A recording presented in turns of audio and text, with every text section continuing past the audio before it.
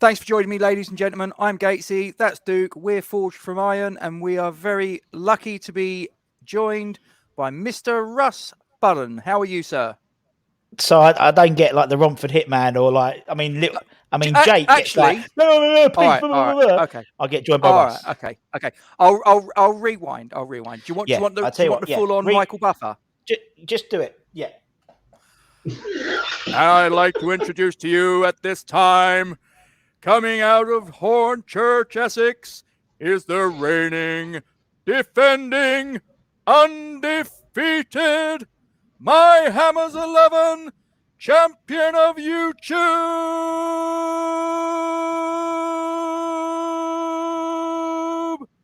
Russ, the Hornchurch Hitman.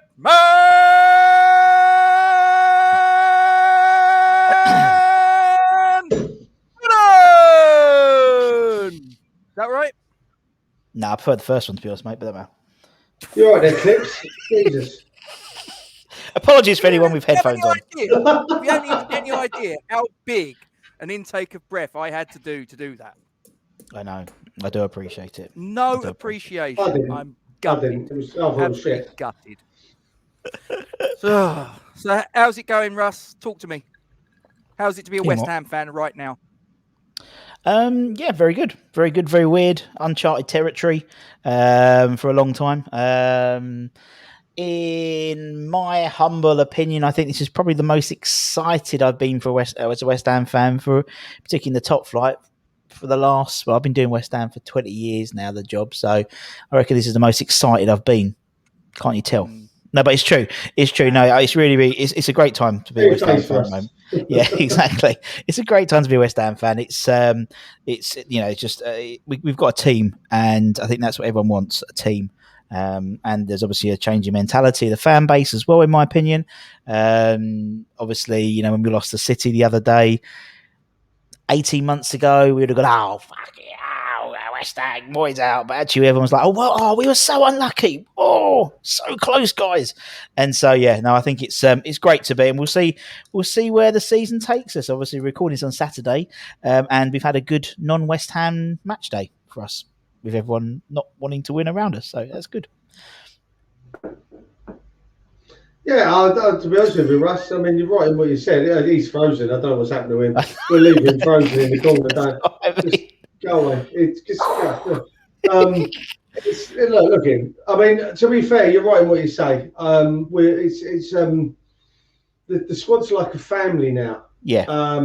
They're fighting for each other. You saw with Soufal after the end of the game that he was heartbroken. Like, he was crying on the pitch because he was devastated. And then you see, I mean, I want someone to look after me the way Souček looked after Soufal the other day. Yeah. He was running into, save him, and like, don't worry about Fabianski laying on the floor, lack of breath. Let's worry about Soufal and get him up. So, but no, I love the fact that they're all in it together. They're all fighting, for every inch of the pitch for each other. So, I like you, very, very excited to see where this season takes us. Yeah, there's just a buzz around everything. There's a buzz on everything. There's a buzz around the team. You get that because obviously we're winning more games, so the club are putting out more of those sort of behind the scenes videos, training, because we're winning. So obviously, and there seems to be a big buzz there amongst the players. There's a buzz, on social media amongst the players with like Jesse and Declan and Soufal, and the way the Czech boys have just integrated themselves in the West Ham fraternity is just incredible. And then amongst the fans themselves, I mean, you jump on all the live streams and you do this, and and it's just a buzz around YouTube fans as well. So it's a time we got to enjoy it. I know people are like, oh, we're going to be, next season we're not going to have a good squad. I don't care. Let's just get this season out of the way. Enjoy it. Yeah, just enjoy this season. Hang on a second. What's he got to say for himself? Hang on. What the fuck has just happened? Whatever it is, we're keeping it. We're keeping it in. But yeah. To be fair, mate, we're not losing it. We're going to carry on. So I do suggest you get your backside in here, because I don't have access to any of your stuff right now. I know. Come back. There he is. What? Shall we start again? No. No, keep going. Keep going. We've just had some great stuff. We've done the preamble. I like being this is like this is the worst episode of Dallas. I tell you what. It's gone 9 o'clock, so I can probably say bollocks and get away with it. Is that Dallas or Dynasty? That's Dallas. I haven't got a clue. John Ewan. Yeah. I've got no idea what happened there. A rose in between two thorns. Have you done the shout out, Russ? Russ, Duke, have you done the shout out? No. Do the shout. Do the shout outs. Go on, do the shout outs. I'm not stepping on your toes, son. Yeah. Okay, right. So here we go. There's a banner for Russ. So for any of you guys that don't know, any of you guys watching that don't know who Russ is, Russ, tell them who you are, mate. I'm Russ. How you doing? There you go. Thanks very much. I'm here all week. You know the best part of that. A second, all your build up there, Rob. All your build up. Tell who are you, Russ? I knew exactly what was coming. I knew exactly what was coming because you know what? In my mind, I went to myself. I really hope he does it. I really hope he does it. Do it right, and he didn't let me down. It was in bang. So anyway, So I have several hats, but in terms of West Ham, I have two hats. One is during match days on the match day DJ, which I've been doing for the last 20 years. I want to press his bubbles. I'm still there now, which is great. And then I do this YouTube stuff, My Hammers 11, which is cool. We're doing all right. So yeah, we started it at lockdown, the first lockdown, and yeah, we interview fans, we interview ex-players as well. Just all about, all you guys deal with the, what are the board doing, who's boys going to buy, I don't do any of that. I do like all the nostalgia stuff. So we interview fans and players about their memories, and they put together, their Hammers 11. Obviously, we've had two, I'm a rose in between two thorns today, and we've had the two thorns both on the show doing Hammers 11s, and yeah, that's it really. We do quizzes and everything. We do everything, don't we? We do everything. We just take the piss out of Gatesy's lunch every day. One of your mugs got a plug earlier on. Oh, Steve, yeah, Steve Krieger. Steve Krieger's great. Oh, you gave it a plug as well. I was drinking during the we did a recording earlier on, and I was drinking a cup of tea with your mug. I gave it a plug. Excellent. So yeah, I mean, I infiltrated all of them. Fell off. Probably wouldn't surprise me. But yeah, it's like Jake's got one of my t-shirts, so he always puts so I'm infiltrating every YouTube channel. So world domination is around the corner. World domination. I've just figured out how to do this. I got to get me one of them. I'm thoroughly jealous. Especially so guys, if you Casey, you cannot buy anything more. Right, we were on the video earlier. You were asked what you bought, right? So behave yourself. All right. She's going to put her foot down and tell you can't buy any more. All right. Yeah. All right. Okay. Well, we'll see. Listen, you know who's the governor in this house. I do. She's we'll a Tottenham fan. Shut up. Okay, guys. Well, anyway, check out Russ's YouTube channel. He's also on Twitter and on Facebook. There are the places you need to go. Check him out. So, before we move on to the nuts and bolts of it, ladies and gentlemen, I'm going to do my usual shout out. This is for Isla's Army. Isla Caton, 6-year-old girl who is currently suffering with neuroblastoma. This is a cancer that is particularly aggressive and particularly affects children. There is no treatment for this in this country on the NHS. Her family have got to put their entire life on pause, cart this poor little girl to wherever it is that she needs to go to get the treatment to try and save her life. This is something that is very, very expensive, something that is very, very stressful, let alone the fact that it is happening in the middle of a pandemic. Ladies and gentlemen, I ask you to consider if this was your child, grandchild, nephew, niece, God forbid, and you needed some help. Just put yourself in this family's shoes. They need our help. They really do. I appreciate that this is a time where all of us are being tested financially and all the rest of it. But whatever you can give, guys, whether it's £1, £10, £100, whatever it might be, you have a PayPal page there, a Just Giving page there. I ask you to give as generously as you possibly can. And if you can't do that, then all I ask you to do is to share this far and wide and to try and keep the momentum behind this very, very worthwhile cause. I thank you very much for your consideration. So, Russ, let's bring the Well, because I got kicked off, I've now got to share the screen again. So just bear with me 2 ticks. See, now this is what happens when it all goes. You don't get this on Jake's channel, I tell you. You don't. Yeah, absolutely fantastic, that young man. But we're all learning. But I think you've got it there, right? Okay, so we have the tier list now. Russ has elected to go for the long format version. The long format version is 38 players, 5 categories that they can go into. Set yourself in. We have the categories from top to bottom: long-term players, 3+ players. Hang on a minute, I've cocked that up. It says 3+ players. It's meant to say 3+ years. Let me just correct that, ladies and gentlemen. Yeah, see, this is what happens. You you pay peanuts and you get monkeys. What can I say? Anyway, here we go. Long-term players, 3+ years. Next category down is 1 or 2 seasons. The next category down is Star of Tomorrow, then Not Sure, then quite simply See Ya. Does exactly what it says on the tin. So we're going to start alphabetically. The very first player that we come to is currently out on loan, I believe, at Bolton, if I remember correctly. His name is Oladapo Afolayan. Star of Tomorrow, this boy. Star of Tomorrow. And the reason why, I want to justify the reason I'm doing the long list. Go for it. Is because I've seen most of these players play this season live. At the London Stadium. Yeah. So obviously with the Carabao Cup and with with Doncaster and the FA Cups and stuff, a lot of the youth teams have been playing. So that's why I thought, as a learned opinion more than anything. But yes, I think he's a good player. And obviously, anyone who scores in a debut, John Hartson, Tony Cottee, Trevor Sinclair, Jay Lings, just rolls off the tongue. He's in good company, isn't he? Really? He's in good company. Yeah. He's in good company, my man. Freddie Sears, all of them. Oh, Fred.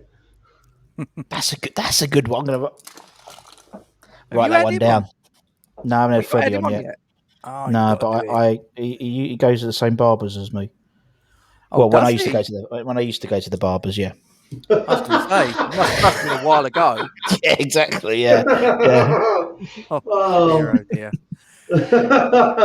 Anyway, I'm not going to say anything. I'm moving on. So, next player we got on the list is Tunji Akinola, currently on loan at Leyton Orient. So, I'm not sure about Tunji because I haven't seen him play. So, I'm going to put not sure with him. But hopefully Orient, we've had some good players go to Orient on loan. A lot of the kids, obviously Dan Kemp went, didn't he? He ended up signing from, I think, didn't he? I think he did, yeah. So yes, put me in not sure because I can't pass judgment on him. Who's next? Aji Alese, currently on loan at Cambridge United. Yes, Star of Tomorrow. This boy, he was brilliant pre-season. When he played loads of games in the pre-season. I want to say it was the Ipswich game he played. When we had like 2 teams go on the same day. Yeah, play 2 teams. I don't know why we did that, but hey ho. He looks good. He looks good. I think he's going to be. And it's good. And there are lots of really good youngsters playing, and it's good to see a lot of them go out on loan as well because I think that's what they need to do rather than trying to play in the under-23s or whatever. Get them out on loan, get some league experience, and see what happens when they come back. That's my thoughts. Let's go. Fair enough. Next one, Frederick Alves. I'm going to put him in long-term player because I think he's going to be because he is. Everyone raves about him. I haven't watched him live. I'll be honest, but I've been reading up about this boy, and he seems to be mustard. He seems to be mustard, this boy, based on what everyone's been saying. So I'm going to put him in start long-term player because I think he's already at that. Unlike the others, unlike Alese, for example, who hasn't really, there's potential. I think he's already getting there. The fact is, we might be well. I don't know when we got the original signing through, but it was almost like we knew he was going to sign him 6 weeks before we signed him. So, that you could tell the club were interested. And it's not like, and I think anytime we sign someone who tends to be from a different country, they've obviously scouted them and done all this. There's an extra, not just someone that's maybe come through the youth team from the UK, but they've had to, they've had to go and get him. Do you know what I mean? There's an extra spice to it, in my opinion. Right, who's next? I can't see. Felipe Anderson. Oh, poor Felipe. In it, I feel sorry for him. I do feel really sorry for him. You know, he's all the gear but no idea. I think is the way to describe him. Clearly Bless got him. the talent, hasn't he? But there's clearly got a talent. The frustrating thing was he'd be perfect. I think going into if we kept him. I think by all accounts we'll put him in C because by all accounts he's going to go. So there's no point in wasting a space, but. Next year, when it's Champions League or Europa League or Europa Conference, whatever we're in, I think he would be a useful asset to have in that team, in that squad. Because, but it doesn't look like it's going to happen. Bless him. But anyway, do you think, Russ? Excuse me. Do you think it's not a question of a talent? Because I don't believe it is a lack of talent on his part. Do you think it's maybe just a lack of courage? I just think it's a different mentality. I think, the fact is when he was at Lazio, he actually played left back, I think, for some games.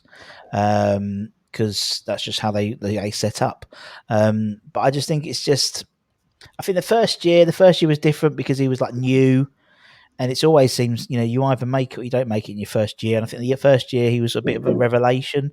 And then I think the second year, I think when the chips are down, I think he's not the type of player you want. And unfortunately, the thing is, typically now, because we're playing quite well and our tails are up and we're, in the top, 5 or top 5 at the moment, hopefully top 4 by tomorrow. But I think you'd actually have played all right this season because that pressure. I think when the fans were there as well, I just don't think it's not. I'd say it's mentality more than courage or anything like that with him. And I just think he's not that type of player anyway. He's not. He's never bought as a player who's going to put a foot in or a John Wonka, and he's not that type of player. He's a very much a trickster and a very skillful player. There's no doubt of that. Yeah. But I just think it's just the wrong club. It happens, doesn't it? I mean, look at Haller. Wrong club, didn't work out, and moving on. So it just took us a little bit too long to realise that. Unfortunately, with him, I think. Yeah. A little bit too long and a little bit too much money spent. But there you go. Yeah. Sadly, Michael Antonio. Yeah, I mean, hindsight's a great thing as well, isn't it? Yeah, it is, absolutely. Isn't it? Michael Antonio's next on the hit list, Russ. 1 to 2 seasons, bless him. I think he's coming to the end. Not coming to the end, not like he'll be tired, but I don't.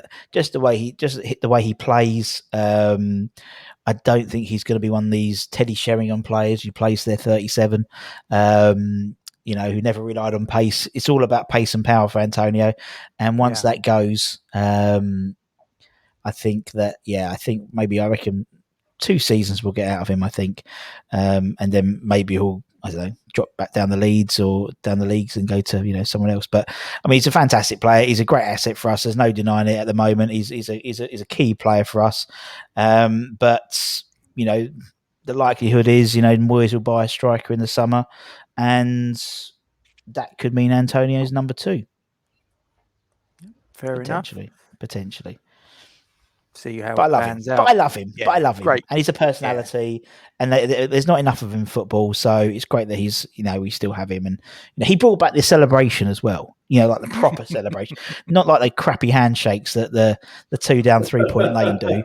But, like proper, like... I like the one he did at Tottenham Hotspur Stadium when he scored in the 1-0 win there. I thought that was the best. Exactly. So I think he's a top guy, and he'll always be remembered for that goal. And he's a cult hero. He'll finish his West Ham career as a top Premier League goal scorer, and fully deserved because he's come through the ranks. And I like players who come through the ranks. He's done the hard yards and non-league and worked his way up the leagues. He's not like someone like, I don't know, the younger players today where they go into the academies of the Premier League clubs and that's it. They sort of hang around there until they get called up or go out and he's gone from non-league all the way up, and you can tell that it's like him, Vardy, people like that. Fair play to him, man. Fair play. Yeah. 100%. Now this is the player that I think you were talking about earlier, Harrison Ashby. Long-term player. This boy is mustard. The only shitter about it at the moment is we've got a really good right back now, which might stop his. But I think he was injured. I think he got injured. Like he's been injured for quite a lot of this season. But I mean, those two. I mean, he looks like when players walk onto the pitch. Like when you was a kid, and it was a school, and the good footballers walk on, and they're good footballers in terms of how they carry themselves. This boy carried himself. He's already got bow legs already, which is great because it shows he plays a lot of football, in my opinion. But I think he's brilliant. He is going to be a real good star for us, and hopefully, I don't know if he's back from injury yet, but obviously he's Scottish as well. So, and he was playing a lot of under-21s as well. And obviously with Scotland getting into Euros and stuff, I think. I don't know. I'm rubbish with international football. I really don't give a shit about international football. The only thing I care about international football is I look at my phone if England are playing and see if Deck's on and if he hasn't been injured, and I'm fine. That's all I look at the games, to be honest.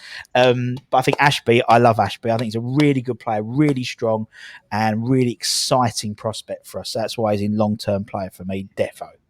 Because he's Scottish and Moyes is Scottish as well. So fusion. They'll work well when they understand each other. Exactly. Next one, Fabian Balbuena. I'm going to put him in 1 to 2 seasons because we're going to need him next season. End of. We're going to need him next season, that's for sure. Whether it's playing in the European squads or the cup squads, or you still need that bit of experience. And he's been unlucky, man. They've all been unlucky, I think. As soon as they get injured, as soon as one of them gets injured, one other of them comes in, those centre backs, and they play really well, and so they don't get back in. It's like like last year, it was like Diop and him and Ogbonna, and the three of them. 2 of them were always fit, and the other one was either injured or when he came back from injury, the others were playing out of his skin, so they never got in the team. I like Balbuena. I like a no-nonsense defender. The lad was Corinthians captain in his Paraguay, whatever it is. That takes some bollocks to be Corinthians captain and not necessarily Brazilian as well. So no, I like Balbuena. Yeah. I do like him. So I'd keep him for 1 or 2 seasons, that's for sure. Yeah. Next one on the list, we've got Jamal Baptiste. Oh, no, I like Jamal Baptiste. I'm going to put him in Starve tomorrow. He's because the only frustration, it's funny because I interviewed an ex-player who was in a youth team and didn't break into the first team. And we were talking about like some of the kids going through and Jamal Baptiste, and he went, "Oh, is he getting game time?" And I said, "Yeah, he's a centre back, but they're playing defensive midfield." And he says that's what they always do with the youngsters because they don't trust them at centre back. Because that's what he used to do with him as well, which is quite interesting. But it makes sense, isn't it? I mean, Declan Rice came into the team as a CDM, didn't go into the first team as a centre back. Moyes dabbled in it since, but obviously when Pellegrini came in, he came as a CDM. But I think Baptiste is a really good player. I think he's really strong. And there was a guy, Moses. Surname began with M. Yes, and he was the same type of mould as him, and he started to get some game times in the cups, and then didn't progress. But under Moyes, I think the youngsters are going to get more game time. I just think naturally they are going to, just because of the way his mentality. He did it at Everton, so the chances are he's going to do it here. And you've seen he's already blooding a few people in. Arguably maybe he could blood a few more into the bench. So we don't have 8 on the bench rather than 9. Be nice. But no, I think he's a good boy. Baptiste. I like him. He's in. Next one, we got Saeed Benrahma. Yeah, top boy. Long term side. Love him. Exciting. He's a maverick. We love maverick players at West Ham. We love the guys who can. We do, don't we? We love them. It's like if you go through people's favourite players, they're either Di Canio or they're Joe Cole or they're Payet. And, we haven't had one, arguably, for a long time, since maybe Payet, in all honesty. And, he's got all the bits. He's just, I think at the moment he's trying too hard. He's trying to score and he's overworking it to try and score. I think he's desperate to score. It's almost like it reminded me of when we signed Tevez and he didn't score for fucking ages, did he? And then he was unlucky. He kept on hitting the post and saved, and as soon as he got his first one, that was it. He took off, and I think that's going to happen with this boy. Martin, who does the announcing at West Ham, he lives near Brentford, so he used to go and see a lot of Brentford games, obviously when West Ham weren't playing at home. And he's been raving about Ben Rama for years, or since he obviously joined from Brentford. And I think he's great. I really do. I think he's brilliant. I just would like to see him. And I think people need to be realistic of when to play and when to not, because I think certain games you don't play him because he's a maverick player. But unlike Anderson, he does track back and he does put a foot in. So fair play to him. Duke, is he scoring tomorrow? Listen, no. I'm bored of saying he's going to and then he don't. Yeah. I'm going back on me and Russ, you'll have to go back and watch the video, but I'll give you a little hint. I did say he'd score. I'm going back on it now because every time I say he's going to score, he don't. and then he gets hauled off. You cow. I'll tell you what, if he scores, he'll get tugged off. But right now, if he hang on, tugged off. How do you mean exactly? After 60 minutes, he'll get tugged off. Okay. Okay. It was late night edition. Must be over 18 to watch. Listen, it ain't my fault. Your mind, the peria, right, goes off in the gutter somewhere. Behave yourself. Dear, oh dear. Oh, what can you do? Okay, moving swiftly along, people. We got Jared Bowen. Jared Bowen, another long-termer, another long-term player. I think Bowen is a. I had the same level of excitement when we signed Bowen as I did when we signed Dean Ashton, because they were they're similar. It's not similar players, obviously, but similar stories. Hungry, young, championship British players, and you just knew they were going to come in and rip it up. And he's had his knockers at the moment. Oi. I'm talking about people criticising him. Yes, Gatesy, your head in the gutter. Yeah, exactly. And so. I know what you mean. Yeah. That's why he's not running very well. He's sort of, keep jumping up. That's his play. That's why he's had his knockers. But I think for him, he's. He's the type of player that West Ham fans love. He's a nip. I wish he would just do his job. Sometimes rather than getting to it. Football can be quite an easy game, in my opinion. You get wingers, you put wingers on the right wings, they run down the line, they cross the balls in, and he can beat a man with pace and cross it in. That's what he should do. I know he has his head down too much sometimes, but that's his style.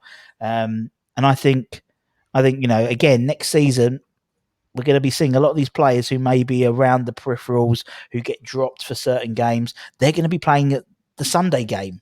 Because if they get dropped in the Thursday game, or Wednesday, who knows? Champions League. So, don't tease me, Russ. Don't tease me. I've already got it on my iPad for next year.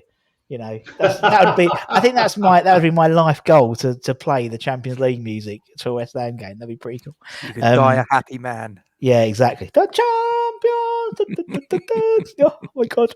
Might just play it last game of season. Why not? Why not? As the lap of honour, as the lap of appreciation. If they finish fourth, mate, that's what you've got to do. I've definitely got to play it. Seriously, definitely, yes. But no, I love Bowen. I think I really, really rate him, and he's just on a dip of form in my opinion. I quite liked him up front on his own, to be honest. I think he played quite well there, and he did play up there when he was at Hull as an up front, option, and. Yeah, you need people who can play different positions, several positions, in my opinion. We've had our fingers burnt before, quite expensively by players who can only play in one position and one formation. And he's adaptable, so I like players who are adaptable. So Bowen is in. He's in the top band. Top shelf material. Yeah. Not too sure that this next fella is, but we'll see. Gonzalo Cardoso. Yeah, at FC Basel. Yeah, I think I'm going to put him in Sia. The reason being is I think he came with a big hoo-ha, didn't he? And I think he went straight. I think didn't he start training with the first team straight away when we signed him? And they did say, Pellegrini, this boy's mustard. But I think there's too many above him now in terms of pecking order. I think you've got Alessi, Baptiste technically is a centre back rather than the CDM. So that's two players already in front of him. Plus Ibes of Alves as well. So. He's not going to get in. He's not going to get much game time. So I'd put him straight in Sia, to be honest. And hopefully, maybe Basel will take him on. Fair play, because that's Champions League. Hopefully for him as well there. So good luck to the boy. Good luck to the boy. Absolutely. Vladimir Soufal's next. Get him top bins. Boom. Top bins, Vlad. As we said when you took your brief leave of absence, me and Duke were saying, having just the way that Man City game where he was crumbled on the floor crying, he's just like, do you know what? And it's just like the way those two have just integrated themselves within West Ham. They're loving life, and it's so obviously they're enjoying playing together and playing at West Ham. And I just think he's great, and he's arguably the best right back we've had since Tim Breaker, in terms of, actually I think he's very similar to Tim Breaker, in that he's always a 7-8 out of 10 player. And that's why I don't think he'll win Hammer of the Year. He's my choice for Hammer of the Year, but I don't think he'll win. I think he'll be runner up because he doesn't get, he's not Tomas Soucek. I think he's going to be Hammer of the Year now. But and could you imagine how Libor, whatever his name is, the ambassador, he's going to absolutely have kittens if the two Czech boys are Hammer of the Year. He'll have to present the award, surely. We'll have to get him on. He'll have an absolute field day, bless him. He'll cycle there, doesn't he? He likes cycling past the stadium. So, and then we talk about Isla, the fact that how they've integrated like Sparta Prague, the Czech ambassadors, and West Ham, and they've all come together and. It's incredible. It's incredible how they just jumped into everything to do with West Ham, and he epitomises it in terms of Soufal. Absolutely epitomises it. Yeah, love the geezer a bit. So I think he's absolutely incredible. He's been immense at right fullback. So definitely. Connor Coventry's next. Connor Coventry. Now I am going to give him. I'm going to put him in because he's captain the under-23s at the moment now, and I feel really. He is the modern day, but he's like the next Josh Cullen, in my opinion, I think, unless things get sorted, because he's a really good player. And again, he's had a few, he got injured, unfortunately. He got injured at a point where he'd have probably been in the squad quite a bit, which tends to happen with these kids, unfortunately. And I'm going to put him in. Good one. I'm going to put him in 1 to 2 seasons because I think he's the type of player who's going to be critical for us next season. We're not going to go and buy 10 players in the summer. So people like Connor Coventry are going to be really key, whether it's in the European squad or in the Premier League squad. And having the Europa League or whatever we have gives a lot of opportunity for kids to maybe be bled into some of the group games for them as well. So, I think Harry Kane made his debut for Spurs playing in the Europa League or something like that. Someone said the other day. So let's put him in 1 to 2 league and we see if he can do it. Great, and then we've got another, particularly obviously after next season, when someone retires, there's a sort of position in midfield there, really, as a sort of number 3, which he could easily fill in my opinion. So there we go. He's in there, mate. No problem. He's in. So we move on to this season's Cinderella man, Aaron Cresswell. Oh, I love Cress. Top boy, Cress. Cress will be 1 to 2 seasons, just because I think he's come. But we've got to be realistic. He's not a spring chicken. Typically, he's finding the form of his life. At a point where he is coming to the end of his career. He's on the downward slope, isn't he? Really, and so. But I think it's great. And, I can never fault his commitment. Sometimes he's, he obviously had a dip in form, probably when we just moved over to this new stadium. In my opinion, a little bit of a dip of form. He was obviously really good in that last season at the Bowling, but everyone was. But he's going to, you can't quit. Was it 8 or 9 assists he's got the most assists as a defender in the Premier League. Crazy. It's like, it's just absolutely nuts. Yeah, it's nutty, isn't it? How it just and it's just and I always use it. I always say that I call it Moyesification. And he's been Moyesified. You know what I mean? He's just been he's brilliant. He's brilliant. I like him, and he loves the club, and he's his family around here now. So that's my opinion. I've asked this another couple of years in his game. Yeah. With Moyes coming in my opinion, I don't know. I'm not expecting everyone to agree with that, but I just think I do think he's found another step or two in his game. he's not he's not getting caught out like he was, last year. Now, yeah, we can put that down to the absence of a certain afro haircutted Brazilian that's no longer at the club.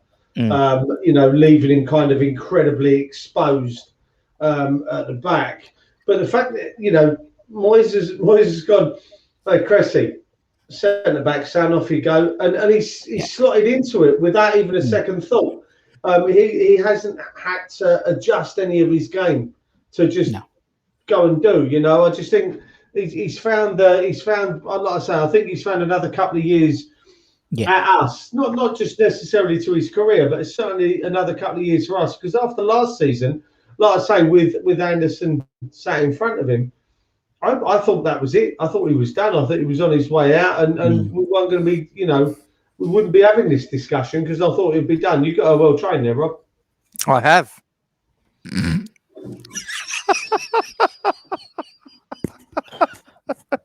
I had to get my own. She's a good woman. What can I say? I fell on my feet when I met her. Of course. No, she's a Spurs fan. I'm going to keep saying it. Listen, it's the only bad point about my wife. That's the only bad point. She has many. The only one is bad enough. Oh, yeah, all right. Okay. She can't hear you, though. I've got the cans on, so she can't hear a word. You can say what you want. It's not nothing I haven't said to her face when she's come in my pub, mate. So I can totally imagine. I can totally imagine. Dear, oh dear. Russ, yes. Aaron Cresswell, how much do you think he's been assisted by the fact that he's no longer got Felipe Anderson in front of him, but he's got Pablo Fornals in the main? Oh, phenomenally. Much. No, it's wrong expression, but yeah, I mean the fact that he has Fornals in front of him, who is, his work ethic is phenomenal, and I think the fact is he. I mean, the fact is when Cresswell, back three, I think he's great. I think even the way, as you said, I think he's got an extra skip in his step when he plays left back as well at the moment. And obviously, but then you've got, it's just the whole team. I remember, obviously, because I'm at the stadium, I'm obviously watching the game, and so sometimes you don't necessarily see things that the camera won't pick up, but they all literally, it's almost like they all know as soon as one of them goes forward, one of the midfielders naturally slots into that sort of fullback position, or if Diop does a run, Deck will drop into centre back. And there was once, I think it was Lingard's first home game, he was screaming to get back to right back because Soufal had done an overlap and they'd got, and I just think the fact is the whole team, it's not just Fornals, I think the whole team works better for Aaron Cresswell. So he doesn't have to not rely, but he's obviously a large yard slower than most wingers, but then the nature of the game now. I mean, like years ago we had Stuart Pearce, we had Nigel Winterburn, we had Chris Powell, we had Rufus Brevitt, all these guys towards the end of their careers playing left back, and we could get away with it. But nowadays you can't. You have to have mobile fullbacks to almost act as midfielders now. So I just think it's great, and the fact is he's got this wand of a left foot, and that's all we need, isn't it? One good cross in the box, one head out, 1-0. That's all we need, to be fair. So no, I think he's great. Yeah, brilliant. He's been a great servant to the club down the years. Definitely. Next is not technically one of our players, but Craig Dawson. Well, he will be in about 2 games' time, apparently. So yeah. 2.2 million, is that right? Yeah.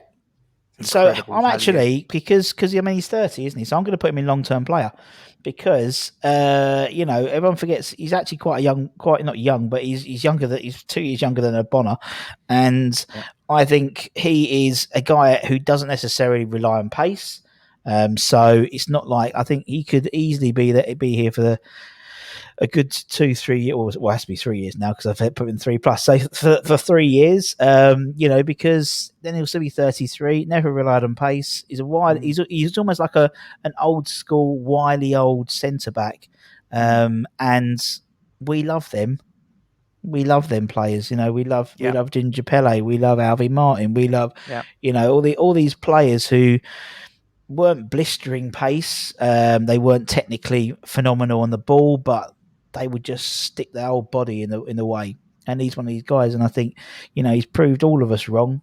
Everyone was like, everyone would say when we signed him, really, but Moyesified him again. Do you know what I mean? The boys never made. And I don't know if I'm going to say this now because he'll probably fuck up against Man United. Leave it. But I'm going to say. I'm going to say statistically, he hasn't ever made an error which has led to a goal. That's what I think. Stelios said that, like when we first signed him, made an actual error which has led to a goal. So you'll see. Come on Sunday. There we go. Long may that continue. Long may that continue. Next one, deserving of a. Sorry, Rob. Do you reckon he's deserving of an England call-up? No. Yes. Oh, he's deserved of it, but he won't get it. Oh yeah. Oh, right, yeah. Oh, he's deserved of it. Yeah, I mean, statistically, he's one of the best.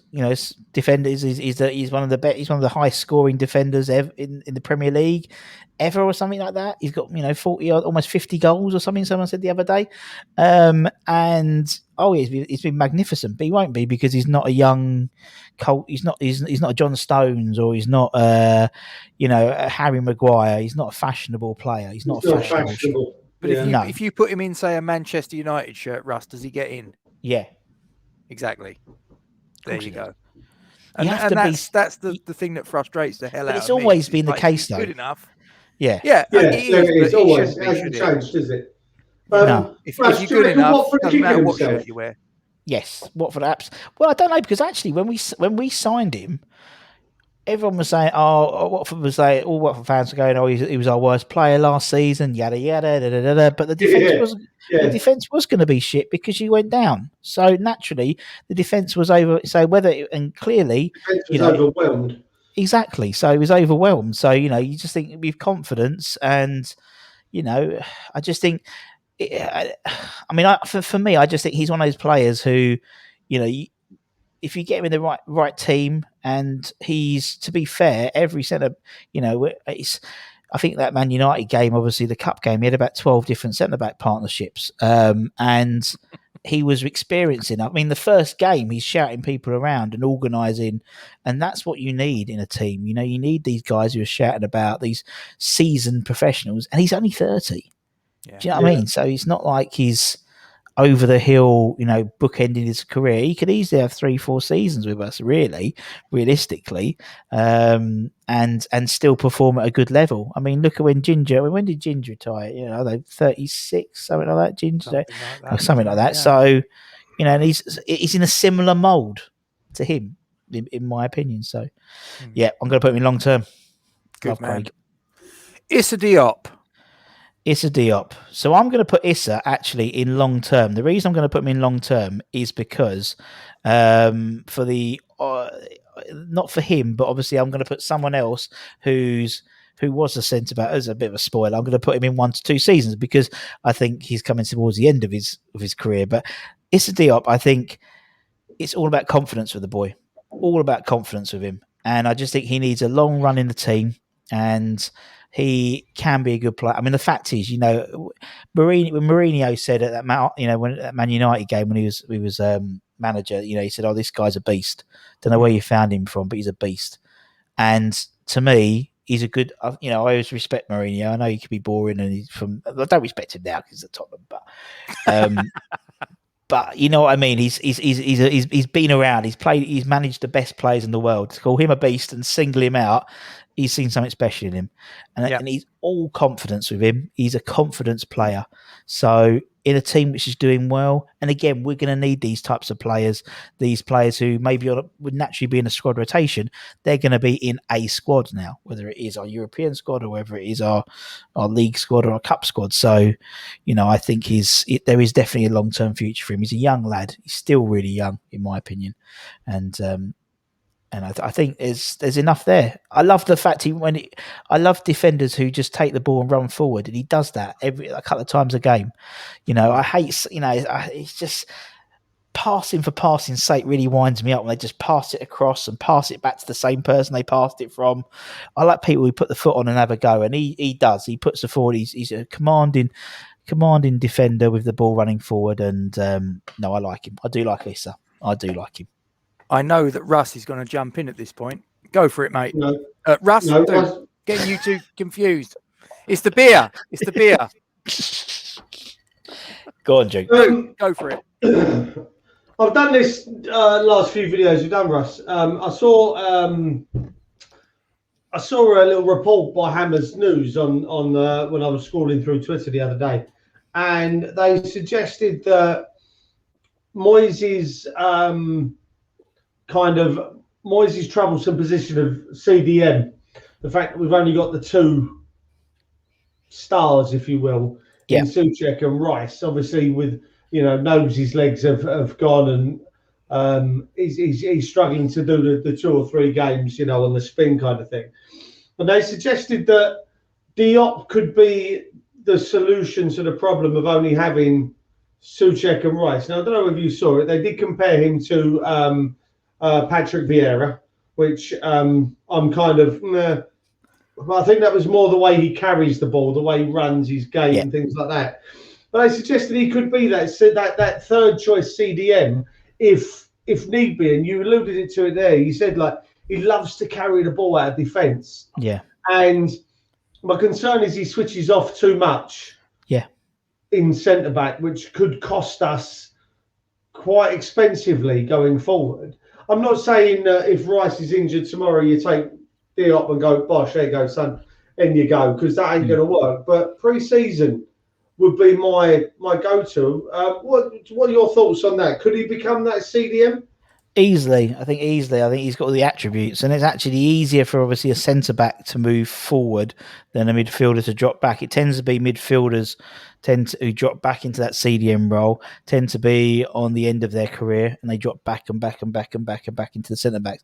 But from a centre-back to go into a centre midfield, a CDM role, I think he could play that role. He arguably, you look at Souček, to be fair, he's not a creative player.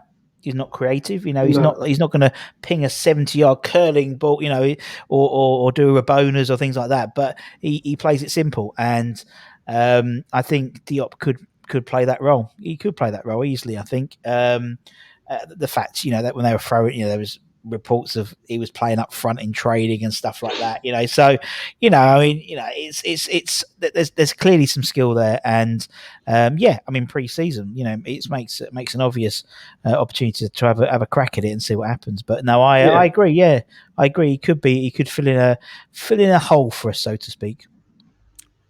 Said the actress to the bishop. Anyway, indeed. Lucas Fabianski's next, Russ. 1 to 2 years. 1 to 2 years, obviously. Signed a 1-year deal, which is perfect. I'm happy he's only signed a 1-year deal, in my opinion, because it gives us a timeline. It gives us a timeline to, I think the trouble before we've always, when it's come to transfer windows, whether it's summer or in the January, it seems we're trying to buy 3 or 4 positions. Do you know what I mean? We need this, we need a left back, a centre back, And actually, I think if you say, right, okay, clearly in the summer, we're going to sign a striker. Whether it's already been set up, I don't know. But, clearly there's going to be a lot of money's going on to a striker. And that's the priority. Next year, the priority will be getting a new goalkeeper, because Fabianski will be out, or having a new goalkeeper lined up. And I like that. It shows there's building blocks. Although I wouldn't, if one comes up, my ones, I like Sam Johnson. I think he's brilliant. I think he'd be perfect for West Ham. That would be great. If he comes, West Brom go down and they put an auction up for him, I wouldn't want us to lose the opportunity to sign him, because I think he'd be mustard, and we could keep him for 10 years, you know what I mean? He could easily, and I think that's what we really need. It just frustrates me that we got Fabianski a few years too late. Arguably, if we got him after before Swansea, he would be in the same echelons as Ludik McCloskey, in my opinion, in terms of his impact, because he's a great player. I think he's just a fantastic servant for the club. I think he's a great keeper. You've shown how much we need him when he's not in the team. That's always a good sign, in my opinion. It's like the last piece of the puzzle. You don't know you need it until it's not there, and you're like, shit. Everything collapses, and it did all collapse last year spectacularly when he wasn't in the team. And so, but I think he's great. I love Fabianski, and I think it's given us a good timeline to make sure we get the right keeper in, rather than having to scrabble around in the summer and try and work on Fabianski's contracts at the same time. It's all done and dusted. We know, unless there's someone who comes up who's going to be prepared to compete with Fabianski as a number one jersey next year, then. But then again, we say about this. I know I keep saying it, and I keep talking myself out of stuff. But we're going to need a good number 2 anyway for next year. So I don't know. I think Sam Johnston's a great shout, though, Russ. I really do. And I just think for me, he was like, I watched the game today, and what I love about him is I love a goalkeeper who stands, 5 yards out of the box. Do you know what I mean? A lot of goalkeepers stand in their box, like literally stand in their box, but he's 5 yards out, so he's always an option for a ball. Obviously, could be lobbed, David Beckham style, but there's a balance, isn't there? Yeah, it's a balance, and I love goalkeepers who do that because it just gives particularly the centre backs, so they're not particularly. Like Dawson is not, I wouldn't say again, is a particularly cultured defender. So, having that as an option to pass back, and it's not having to go all the way back to the box and then all there, it squeezes the team a little bit. It squeezes the opposition a bit if you've got the goalkeeper a little bit more forward. And obviously all the big teams are doing that now with that sort of sweeper keeper. And he is a sweeper keeper. So, yeah, I like Fab. He's in ones too. Absolutely. So we move on. Pablo Fornals. Long term. I love Fornals, the fornicator. I think he's brilliant. I love him. I love his energy. I love, again, another player who's been Moyesified. We bought him as this tricky midfielder from Las Palmas, wherever you can't remember. No, those Villarreal. Both got yellow tops, that's why. From Villarreal, and he's become a midfield workhorse. And again, someone when he's not in the team, you miss him, and you don't know why you've missed him, but it's his energy. And I love him. I think he's a really good player for now. I think he's a really good player. Yeah, I think he's. I don't know whether sort of like he's helped by the position he's played in. I personally think he's a number 10 all day long and twice on Sundays, but he's never, to the best of my knowledge, he's never ever complained. And I love the way earlier this week, I think it was, he's come out and sort of said, that he's basically a Spanish Cockney. Beautiful. No. Love that. El Cock. Did you not see that, Duke? No, I've not seen that one. Mate, do you know what? I sat there and said, is he sort of like eating paella, mash and liquor? I don't know. Very good. Who knows? I'm here all week. You don't have to try the veal. Oh, moving on. Ryan Fredericks. I'm going to put Ryan in 1 to 2 seasons. The reason I'm going to put in 1 to 2 seasons is I prefer Ashby.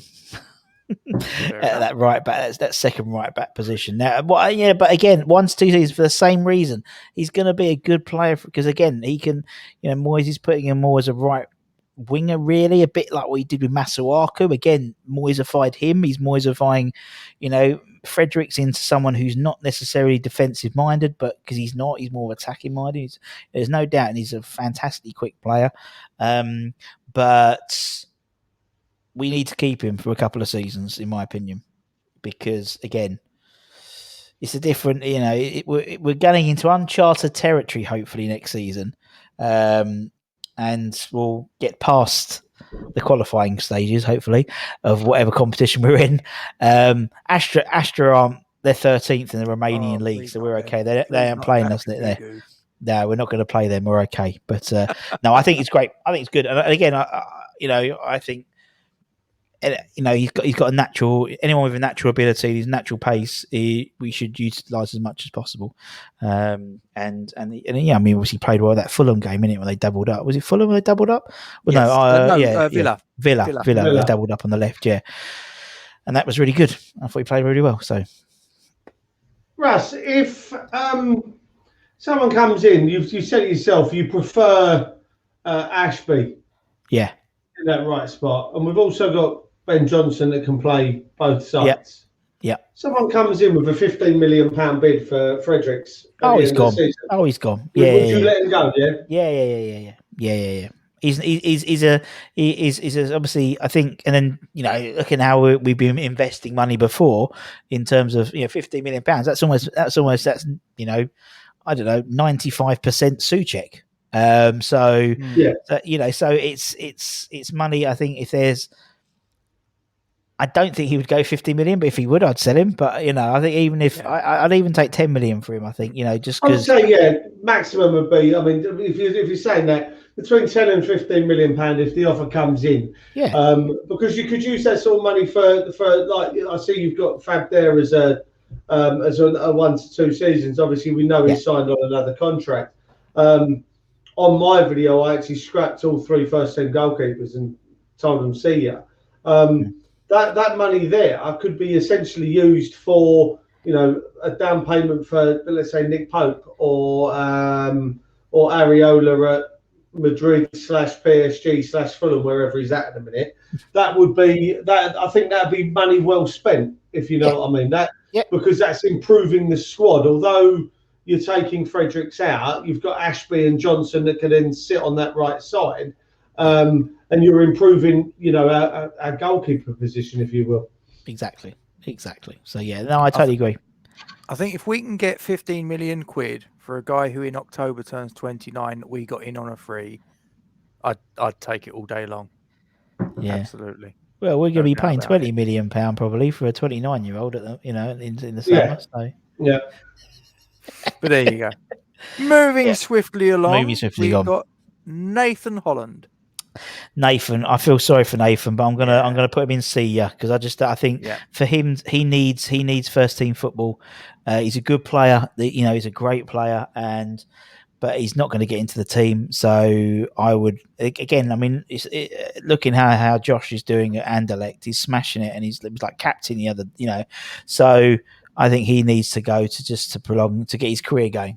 And again, it's funny. I've interviewed a few people recently, a few guys who maybe were on the peripherals of the first team. Maybe they played a couple of sub games, but never really progressed. And then they moved on and they played hundreds of games for Swansea or Scunthorpe and had a fantastic career in the lower leagues. And that's how I think Nathan Holland would do. I think he'd go to maybe a championship team or League One team and play a shed load of games for him because he needs to. He's good enough. He's a good player, but there's too many people ahead of him, to be fair. He's been damned unlucky with injury, hasn't he? I mean, I think he was one of the better players in that game away at Oxford in the League Cup, but it just, he's now 22, I believe. Yeah. And, that sounds about right. When you get to that sort of stage and you've still not nailed down sort of like a regular first team berth, if you will, I think probably the writing's on the wall. It's a bit like, as you say, Josh Cullen, he gets to that stage in your career. And it's like Josh Cullen. It's just like, I mean, I always really liked Dan Kemp. I thought Dan Kemp was, because obviously we used to do the, like 3 or 4 times a season, we would do the under 23 games at London Stadium. So I'd get to watch them. And I always liked Dan Kemp. I thought he was an exciting player, but he was an exciting player at under 23 level.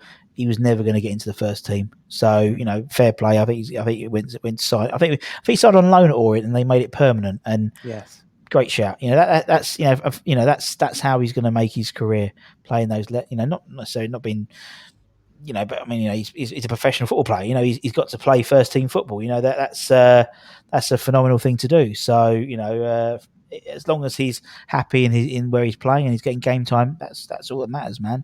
That's all that matters. Definitely. Did you want to come in there, Duke? No, cool. No. Sorry. Okay, cool. No worries. Ben Johnson.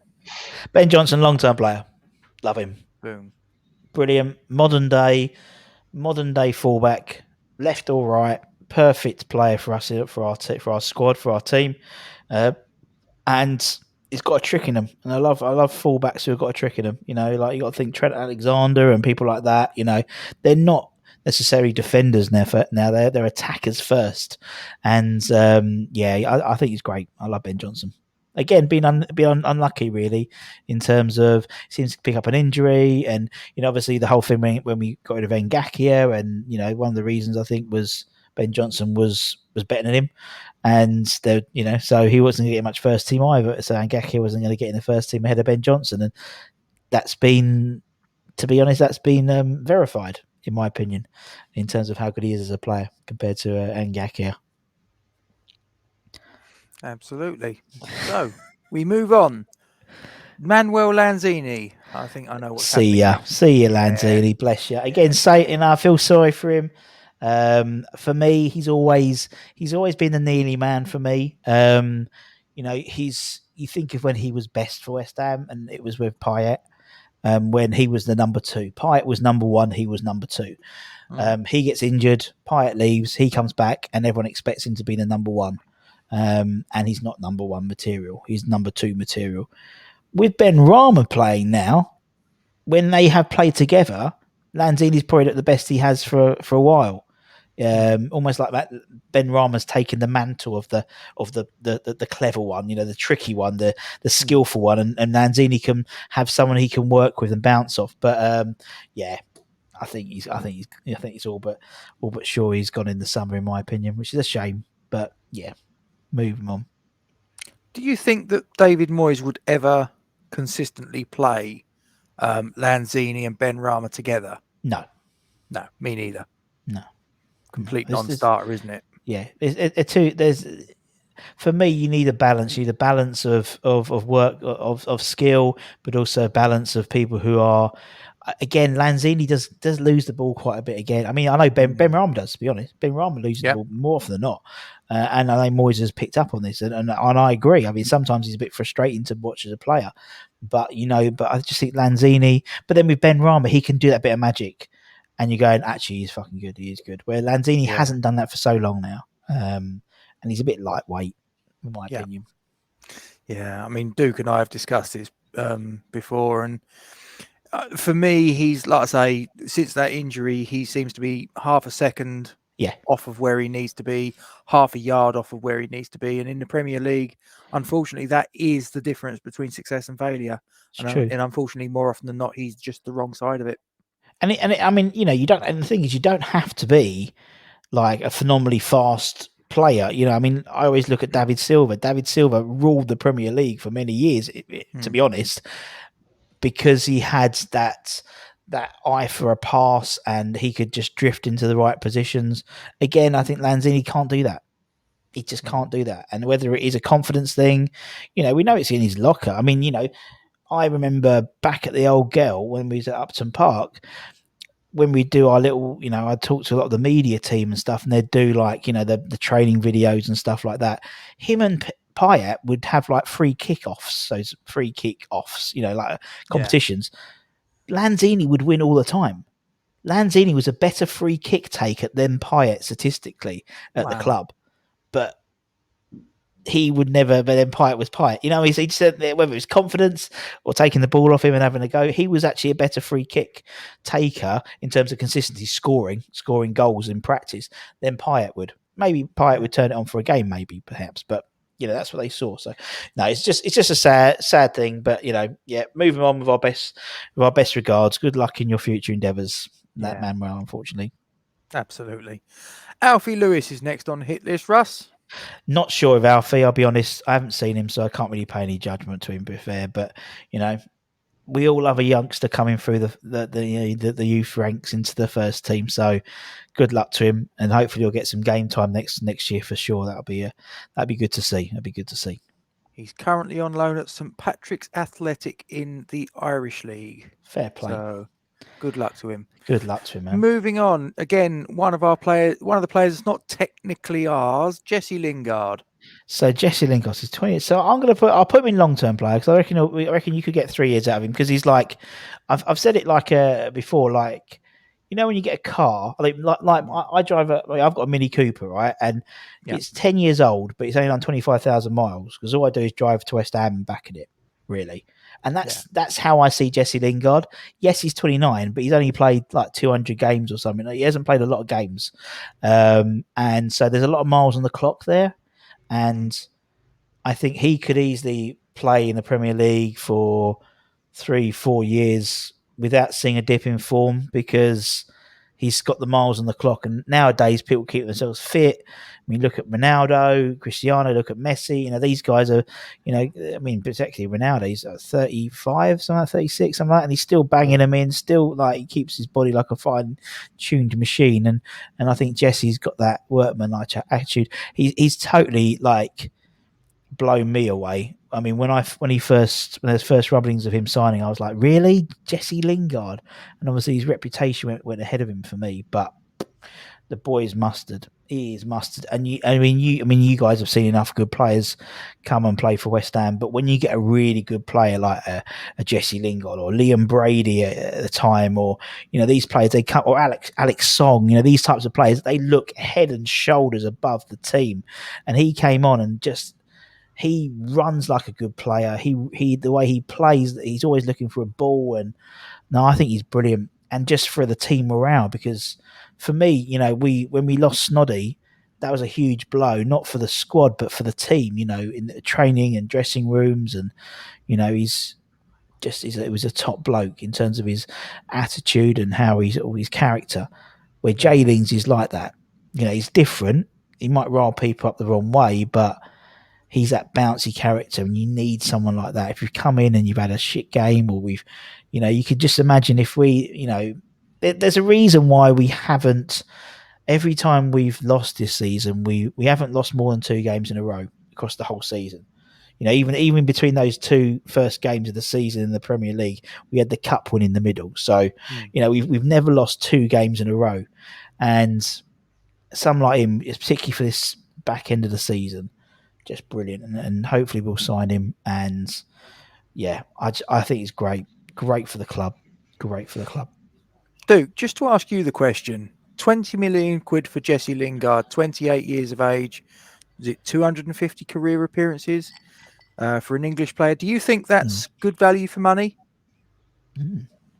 I think it's a no-brainer, Rob. To be honest with you, I really do think it's a no-brainer when you consider. Like Russ just said there, he rubs people up the wrong way, but he's obviously not done that walking into our club. It would have been quite easy for certain players within our setup to have their noses put out of joint. Ben Rama, for instance, we've just paid £25 million for a player that was already on loan to replace him, essentially, for certain games with a player that we've got in on loan. So it would have been quite easy for players to have their nose put out of joint by Lingard coming in. But he's walked through the door. He's acclimatised himself into this team. He's become listen, look at the goal he scored against Spurs. Look at the way that the lads got round him. You know, the celebration was absolutely outstanding. And they're right on side with him. So, listen, if you're asking me if I think it's a value for money, you're not just getting a player. You're getting a character that's right for our squad. So for me, right now, listen, I would have already had that sewn up already. The second, apparently, when you look at some of the social media reports, said that he's expressed an interest to stay. I'm opening the wallet already, or getting the checkbook out. I'm on the phone to United and going, listen, you want to sell him, we want to buy him, let's do this. Let's not even piss around and give Leicester the chance of getting in. Or any of these other clubs to see what he's actually going to continue to do for the last 11 games. Listen, he might score 22 goals in the next 11 games. He could hit 2 a game. Listen, it's not impossible for him to do so. All right, sorry, 2 goals, 20 games, 2 goals, 10 games, 20 goals because he can't play tomorrow. But not being funny, if he goes and does that, United are going to sit up and go, oh, maybe we won't. Leicester are going to go, we want him. And there'll be other clubs in that, Everton, the top 6, top 8 teams are going to be going, sorry, what now? Yeah, we'll have some of that. So for me, the second he made that interest known, Bosch, open the checkbook, get that paid. They stop dicking around. I don't understand why we don't do this. As a club, we can negotiate a contract and a deal with a club any time of the year. It doesn't have to be in the last 25 minutes of the transfer window that we're good at. Because we don't do it any other time during the transfer window. So I don't understand why we're not going out. Listen, Lingard wants to stay. We want Lingard to stay. Get the fucking deal done. Why are we waiting? I don't get it. So, answer your question, Rob. Yes. Yeah, I think 20 million quid is. I think 20 million quid is fantastic value for money for Jesse Lingard. If I'm being completely honest, I think if we was to try and sign a player, England international in his prime, you look at his pedigree, what he's done. He scored a winning goal in an FA Cup final. I mean, could you get an equivalent player for 20 million quid? I think you'd be struggling. I really do. Yeah. So for me, no brainer. Get the deal done. Yeah. So next player on the hit list, Manny Longello. Not sure. I'll be honest. Not sure with Manny. So yeah, again, good luck to him. Like to see him get through. Yeah. Not sure. David Martin. C, unfortunately, David. I think he needs to go. I mean, he's towards the end of his career. Again, I'd like him to go and be playing first team football, to be honest, rather than being the third man. But he came knowing he'd be the third man, to be honest. It was quite obvious. But, again, he'll always give us that memory from last year of him and Alvin. So, that's a beautiful moment. Yeah. And it was last year. It's crazy, isn't it? It was last season. Man. It seems like about 20 seasons ago. It's like COVID just completely pre and post COVID, isn't it? So he's see you for David, unfortunately. Yeah, and I think everybody's the same as you, Russ. You kind of know that it's time for you to move on, mate. But it's with regret that you're sort of waving him goodbye, sort of thing, because of because of his family connections with the club and that moment at Stamford Bridge, which was just fairy tale stuff, wasn't it, Duke? Yeah, I mean, listen, I've always, Alvin Martin was one of the guys that I grew up watching play.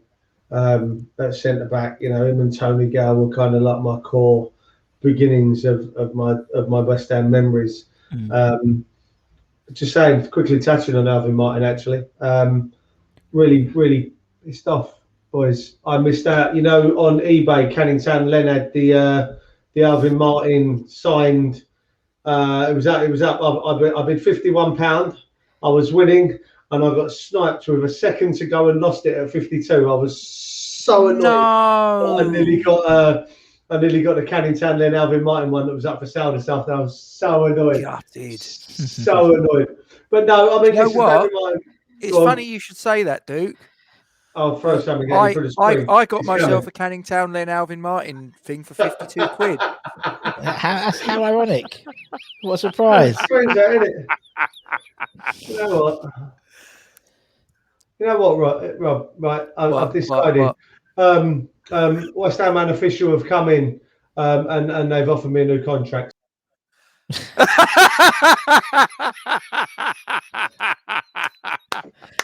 Release terms. not that he's bitter. Not that he's bitter at all. No, just go back to Dave there. Listen, he came in on the understanding he was going to be a training ground goalkeeper. Yeah. He wasn't expected to be anything more. We had that fantastic Spanish fella for a little while. He did. He was good. Don't do that to me while I'm drinking, for Christ's sake. And then he covered the camera. Listen, he came in, and if that is the only game he ever plays, first team for West Ham. Yeah. What a game! What a game! Seriously, I mean that's the stuff dreams are made of. Him and Mark Noble. We're living through them as West Ham fans. We are living our dream through those two boys, and you can't even say through Declan Rice either, because obviously his family are Chelsea fans. So you can't really say that, living their dream through. Listen, David Martin, he grew up a hammer.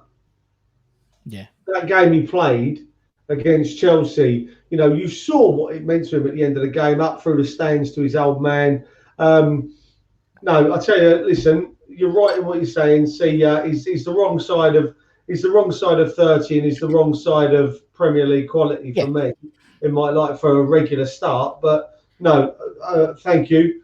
Brilliant memories, but it is time to call it a day, unfortunately. But you make a good point there, Duke, in terms of what you're saying. So, like with, he was such a fan that he was happy to just be a training ground goalkeeper, Yeah. and he'd signed on that pretense, and we would all be exactly the same. Go, right, Russ, you can sign for the club, but all you can do is turn up and train as a West Ham player, and not you won't play, but you'll be training. I would play. I would do that. So it's like he lived his dream, and he said he was fortunate enough to play for the club, play in the Premier League. Again, not a lot of people played in the Premier League. Statistically, not a lot of people play for their boyhood club in the Premier League. Not a lot of people played their game when their dad was watching, who was a West Ham legend as well. Yeah. So it was like he's got his moment. He's got his Kodak moment. He starts aligned. Yeah. He starts aligned for that one game. And you know what? Like I say, if it's the only time he ever pulls on a shirt for the first team, you know what? He'll be telling that story to his kids and his grandkids from time immemorial. He'll be on all. That game is already on DVD for them, and he's already got scrapbooks of every newspaper report and internet report from that game already in a scrapbook. And you know what? I can't blame him because I'd do the same. Yeah, exactly. He's got. I mean, he'll be doing the dinner circuits in 20, 30 years' time. With doing all the players' signings and the boys of the boat, whatever. He'll be doing all them, talking that story with all these anecdotes and fair play to him. Him and his old man. Doing the meet and greet on match day. Exactly. Look at Jimmy Walker. I mean, Jimmy Walker has made an after-dinner career out of the game he did at Stamford Bridge when he saved Frank Lampard's penalty, and he wasn't even a West Ham fan. So good luck to David Martin. I mean, the respect I've got for the Martin sort of family, as it were. Good luck to them. But I think it's time for David Martin to sayonara. So moving on, we got Arthur Masawaku. Arthur. I like Arthur. Arthur's gonna whether Arthur will play, I'm gonna see this is I think I'm gonna put Arthur. I will put Arthur in 1 to 2 seasons because I think he's obviously Ben Johnson is the guy I want to be seeing eventually in that position. And I think Arthur, he was Moyesified. Apparently he'll be back after in April. I think him and Oggy are back in April. And we'll see. I think 1 or 2 seasons with Arthur. He's again blossomed under Moyes, but in my eye, the long-term successor to that left side, whether it's left back or left wing back, is Ben Johnson. And so I love him. I think he's a great player. I think he's skillful. He's probably arguably one of the most consistently skillful players. Doesn't give the ball away a lot. And it's a shame again injuries, because where could we have been? Because we would have probably kept that team as it was, as a nucleus. And as long, I was talking to a Liverpool fan on my channel, for a video, and he was talking about all his injuries and all their centre backs and full backs and midfielders playing centre back and all that type of thing. And he was like, "You've had a few injuries. You've had like Ogbonna and Masawaku, and they must have really changed your team." And I was like, "They ain't really changed. That we've carried on the same mentality. There's 2 people who haven't got injured, who have played one's played every minute, one's played every minute -1. He was sent off in the last minute of the game at Fulham, but they're the key. But I think Masawaku, love him. 1 to 2 seasons, move on, man." Fair enough. Now, ladies and gentlemen, those of you that have watched this series will know at this point that I deviate. I've gone in alphabetical order until this very point, and now I'm going to come at it from the other direction, and there's a reason for that. You'll find out at the end. So the next player is Andre Yarmolenko. See you, Andre. Yeah. We've baited, not bated breath. That's the wrong thing. With a heavy heart, because I like Yarma.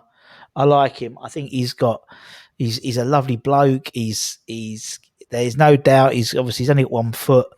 But yeah, I think there's too many people ahead of him now. And he doesn't fit into the way Moyes plays. But he'll always have that last minute winner against Chelsea and and stuff like that. So they'll all have a footnote on Wikipedia about why they're a great ex-West Ham player. But yeah, Yarma, I think it's time to go in the summer, I believe. Yeah. Duke, am I right in saying that this has happened every time, hasn't it, with him? Yeah, I think I'm not sure how many of these we've got left to do. I think he, along with Anderson, possibly. Actually, no, there was one person that didn't put Anderson in the senior pile, but Yarma has been in. Yarma has been in the senior pile every single time. Yeah, I was the only one that didn't put Anderson in the senior pile because I wasn't sure if he could come back and Moyes could get a tune out of him with regards to being able to pull up his socks and do a job, both going forward and defensively, knowing that we were going to need, hopefully, fingers crossed, the extra players next year for Europe and stuff, like an assault on Europe. I don't sound good there, do I? An assault on Europe. I sound like where your beer comes from, Rob. Oi, let's have it. Listen, I'm not going into Poland first. It's fine. For those who don't know, either I'm half German, so it's all right. No, I think Anderson, if he could be told to be able to do a job both ends of the pitch, we should keep him. Just even if it's just for one more year. But Yarma, you're in the same boat as everyone else for us. Everyone's turfed him straight out the door. My only concern is we're not going to get anything for him. And it's going to have to be, the only way we're going to get anything back there is going to be mutual consent. And we come up with some kind of relative payoff rather than just cancelling his contract, because he's on a lot of bloody money and it's going to be difficult for other clubs to come in and take that on, really. It's Jack Wilshere all over again, isn't it, chaps? Yeah. But I mean, we paid a lot of money for him. We paid like £18 million. He's one of our top spends on a player. So we're going to take a big hit on him. I mean, it's just one of those things now. I think hindsight is a fantastic thing.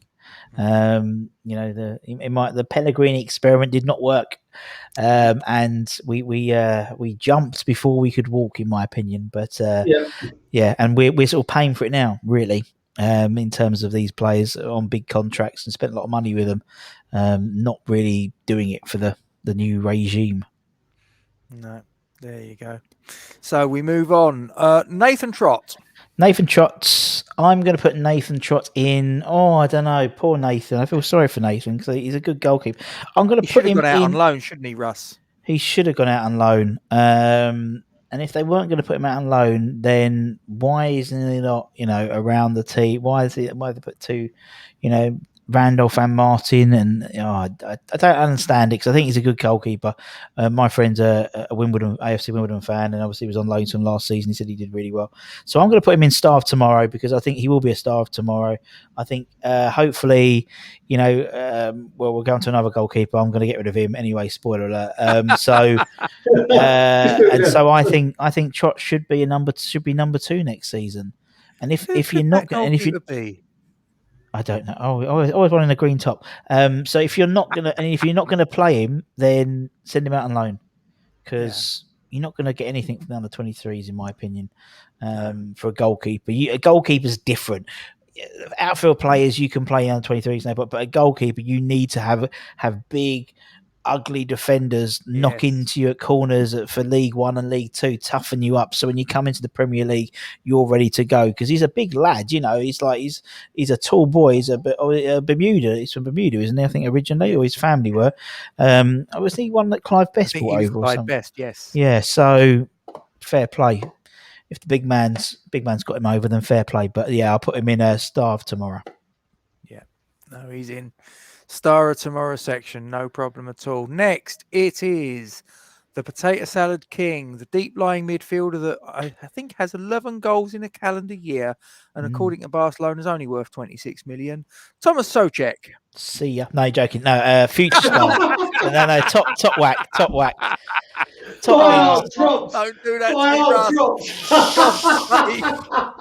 Don't do that to me. See ya. Cash in it. No, top bins with him. Yeah. What can you say about him? Hammer of the year this year. No worries at all. Phenomenal player, phenomenal work ethic. Has that knack of scoring goals. I mean, I don't know if you saw when Carragher did the.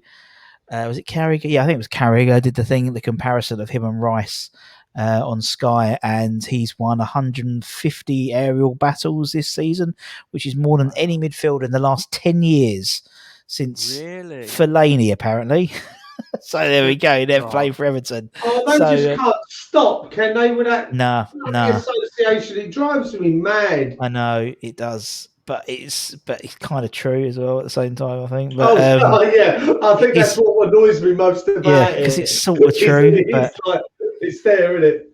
Yeah, it is sort of true. But he's brilliant, and I love the fact that I just think he's great. I think they're both great. I think that the fact that I always say that it's like Soufal won a competition because obviously he takes a picture after every game on Instagram of him and Thomas at the pitch of the away team. It's almost like he's won a competition. He has to do it every game, and they're great together. And the fact that they're playing together and they're mates and stuff is really useful, I think, for us to keep hold of him because there's that emotional pull as well as a professional. Yeah. And we can see from a non-conscious perspective, the fact that when one of them get injured, the first one over there is the other one. You know what I mean? And that was unconscious. It's not like, oh, he's my mate. Okay. It's like, oh shit, he's injured. My mate's injured. So there's a real pull there. And, I mean, just for the whole Tottenham thing, cutting his head open and still wanting to cross, wasn't that? Well, I was really disappointed. They didn't go proper Billy Bonds, Terry Butcher on his head. They just did like a proper stitch job. Took him off and stitched it. And the fact that he's just had the stitches in his head, that's going to be as tender as anything, isn't it? And he still came back out and went, "So you want me to head the ball?"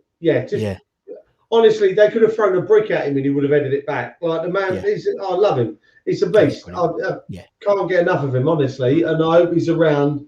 Honestly, I hope he's around for many more years because he could become one of those Julian Dix-esque players. The guys that they'll give everything. This is what I mean. You and me and Russ have talked about how much I love Julian Dix and the type of player he was. Stuart Pearce was very similar. Thomas Repka, another one. I mean, what was it? 2 red cards in his first 3 red cards in his first 6 games or something stupid, wasn't it? 2 in 3. I love that. Someone who's willing to bleed for the club, get up and then bleed again. And that's Souček. So I pray to God he sticks around for a hell of a long time. Barcelona, 26 million, jog on. You ain't never for that. You need to double that.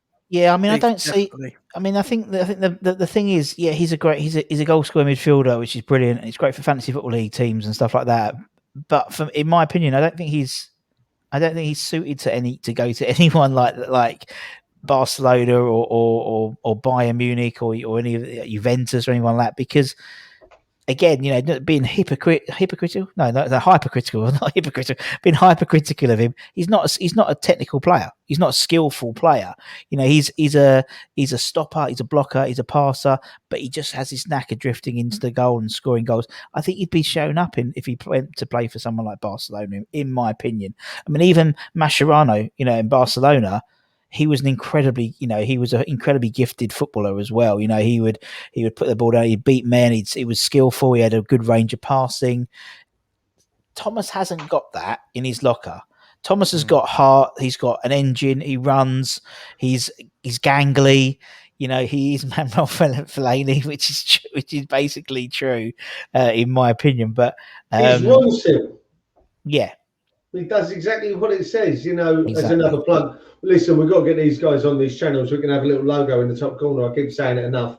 Ronsil, just at the top or bottom corner, we'll get a logo up. We deserve something out of him. I keep saying it.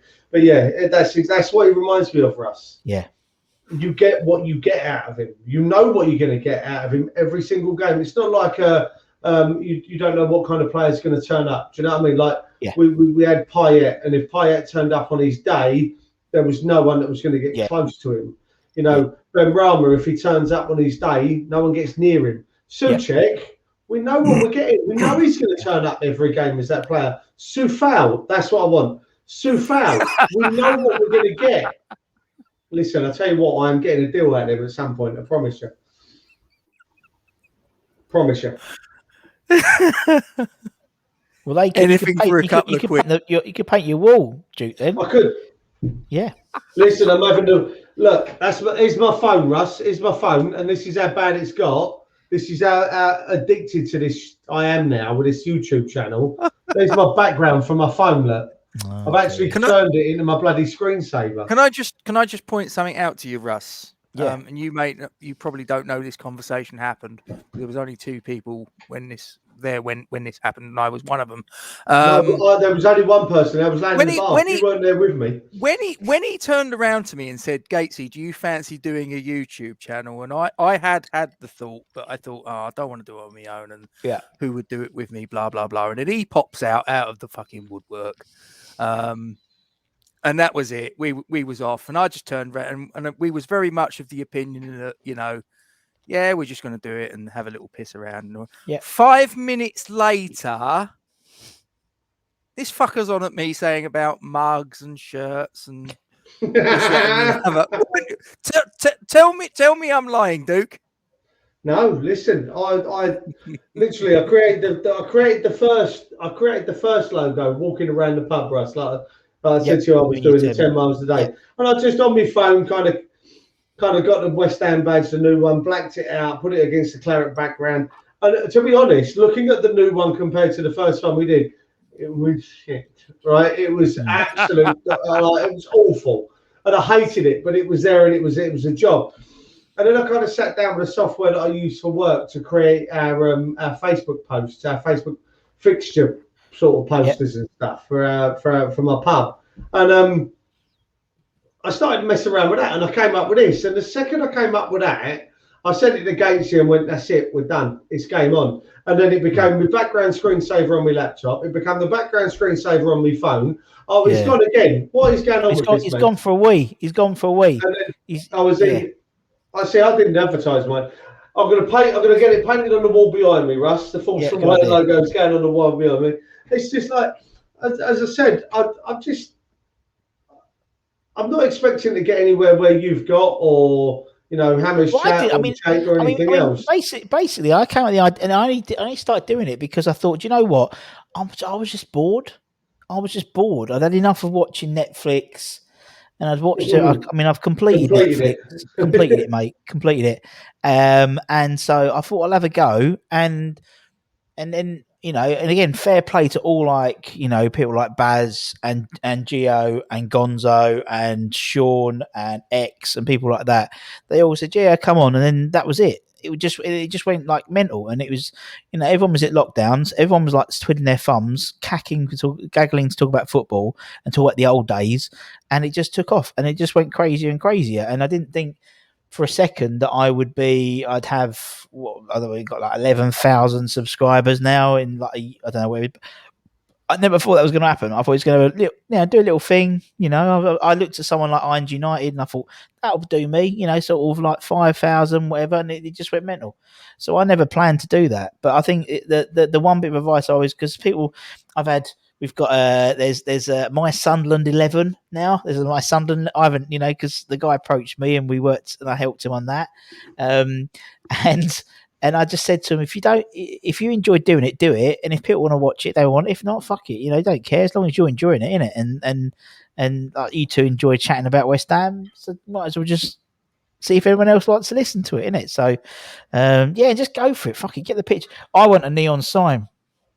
That's what I want. Yes. I want a My Hammers 11 neon sign. It's a big birthday for me coming up in September. 21. And 21 plus VAT -1. I'll tell you what, I'd go for that all day long, wouldn't you, Duke? Yeah. Oh yeah. That's what I want. I want the bar. I want the bar built, but also, but I want one of them because they're quite. I didn't realize how expensive neon signs were. Like if you want customized ones, fucking hell.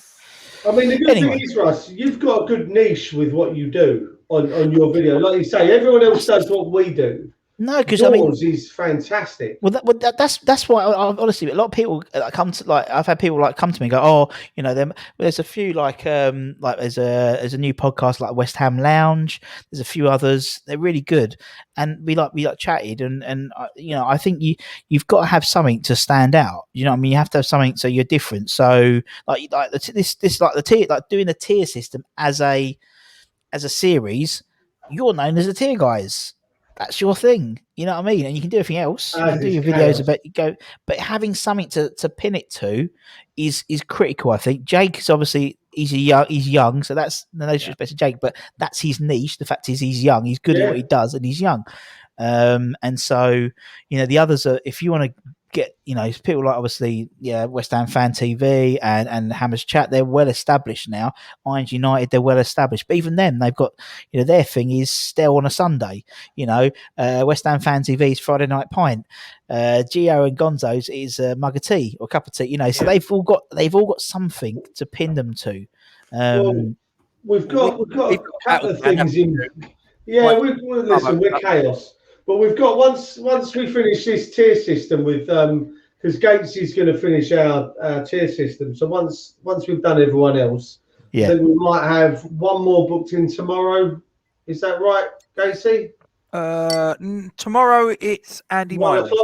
Yes. So I think we've got one more in, and then we're trying to get a couple more before we call it a day with Gatesy doing it. Anton's a possibility from Irons United, but. Anton, if his wife lets him. Yeah. He'll laugh at that. I thought it was a bald spot. I didn't realise it was a thumbprint. Yeah, mine's definitely a thumbprint. I'm only joking, Who are we talking with Gatesy around the reviews? The reviews? Who was that we were talking about? Yeah, the seasonal reviews. Who was that? Oh, Fat Boy. Oh, James. No. Oh, no. That was Milesy. Miles, it was Milesy, wasn't it? Yeah. We got something planned with Milesy to do a. I think it works out. It's like it's a 34 part series kind of thing that we're looking at doing, but it's a seasonal review from 1986. That's good. Probably only make it about half hour, but that's what we're looking at doing there. We're trying to get something together. You will never make it half hour, Duke's dribbling. Let me tell you. Well, that's it, isn't it? And it's like just having being known for so as I said, we started doing I've started doing like a Mark Noble series where I'm going through every letter of the alphabet. That's superb. Bar X. Oh yeah. Bar X, because X there isn't one. No, I found out there were actually the lad you're probably going to tell it to me in a minute. If I called him by his first name rather than his surname, he'd be in there. But there's no X. Do it. Yeah, I might just have to do it just for that one episode. It's your channel. I bend all the rules. It's like when I do we're doing this other one called Outside the Bubble where we pick an 11, get 11. I get like someone from like Anfield Agenda or Leeds Fan TV or whatever, and we chat and then we put together an 11 of players who played for both teams. And sometimes it's really easy. So the Liverpool one was piss easy, really easy. But like the first one was Sunderland, and the first position goalkeeper. There was no goalkeeper. Yeah. So it's like, apart from Mr. Sunderland who played for the Thames Ironworks, so it was Jimmy Walker playing goal. And Jim was like loving it on Twitter. But no, it's funny. I try and do different things. I think you try them. I think season review, I like that, and you need to get Rob Banks on that, get involved on that. You'd love that. We haven't got his have we? It's on Facebook. On Facebook. Get Banksy on Facebook because he does them all, doesn't he? He puts them all onto YouTube and they get taken down. He puts them back up and then he takes them down. Put that in your little white book there, Duke. There we go. It's on the white book. There you go. Okay. Right. Anyway, back to the tier list. Silva in the room. You've had your piss. Let's carry on. You weren't meant to tell the audience that, Russell. Well, you've had a piss. I'll let it out. I'll let it out. It's fine. Don't worry. They'll never know. Xande Silva. He don't know how to. Yeah. Xande Silva, see you, mate. See you, Xander. Yeah. I'm sorry. Again, ravaged by injuries, bless him. We know he's skillful. He's got that cracking goal on loan. But I just think there's too many ahead of him. And clearly, again, Moyes would have kept him because we needed a striker. They kept him in the squad. So, he's out on loan. I think he'll end up probably going back to Greece or someone like that. I think he's near Panathinaikos or something like that at the moment. I don't know. Aris Thessaloniki. Yeah. So he's there. So he'll probably stay over there. That's the first time you've balls that up, Casey. I've been so proud of you. I've had a couple of beers. What do you want? Saturday night. The boys with the beers. When I'm sober, I can pronounce it absolutely perfect. Even Stell wouldn't complain at it. Yeah, I've had a couple of beers inside me. It's a Saturday night, for God's sake. What do you want? You work in a pub, Duke. You know how people speak when they've had a couple of sherbets. Yeah, it all goes to pot. I can't talk to you when you're like this. Oh, shut up, you tart.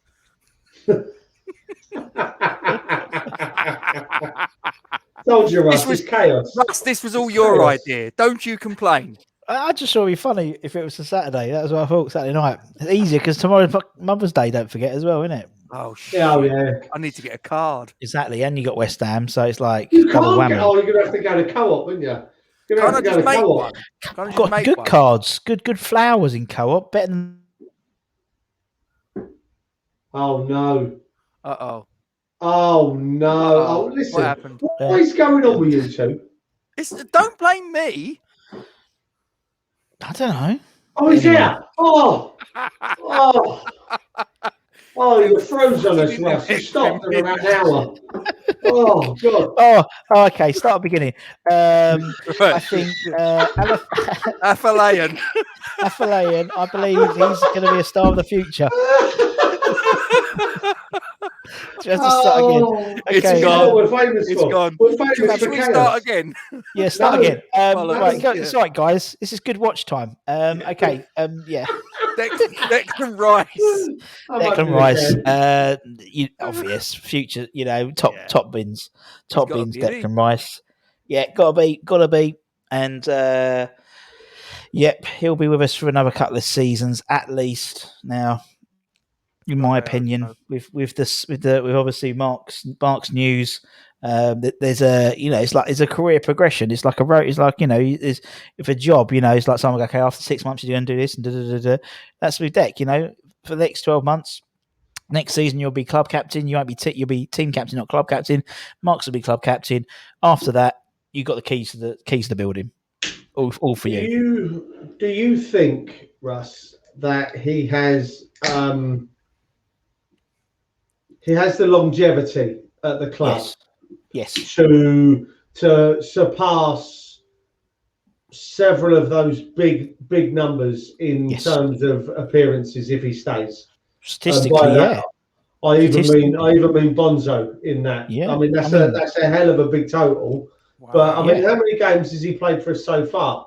He's on a high number, isn't he? Without me going in, and I'll leave you guys to Google. I'll have a look. It's all right, I'm there. I want that. That's going on here as well. We're getting sponsored by them. He's played 140 games. So he's that's what I mean. So Bonzo's 799, isn't it? Is it 699 or 799? 799 Bonzo. 7. Oh, is it? Yeah. So it's. I mean, listen. If everything goes to plan with us in Europe and managing to placate him with his desires of the type of level of football that he wants to achieve. Listen, Declan Rice wants to play Champions League football. If we can guarantee that with West Ham, he's going nowhere because he wants to play for the club. You can see that. You can hear that in the interviews. So, you think he could beat Bonzo's record? That I mean, we're talking 10 years.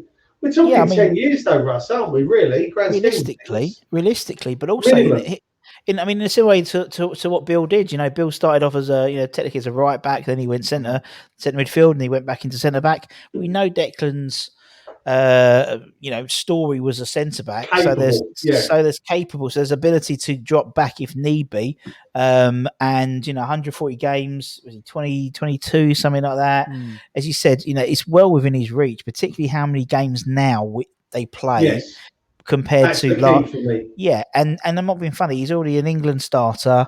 If we get into Europe and we get into Europe consistently, then the only thing he could potentially leave for is to win trophies. So okay, well then we try and win some cups, and we'll always be a cup team. So we'll never win the Premier League. So he'll be a massive fish in a small pond at West Ham, and I think if he went to, the Chelsea link will go now, but Man City, he'll be one of a whole dozen of superstars.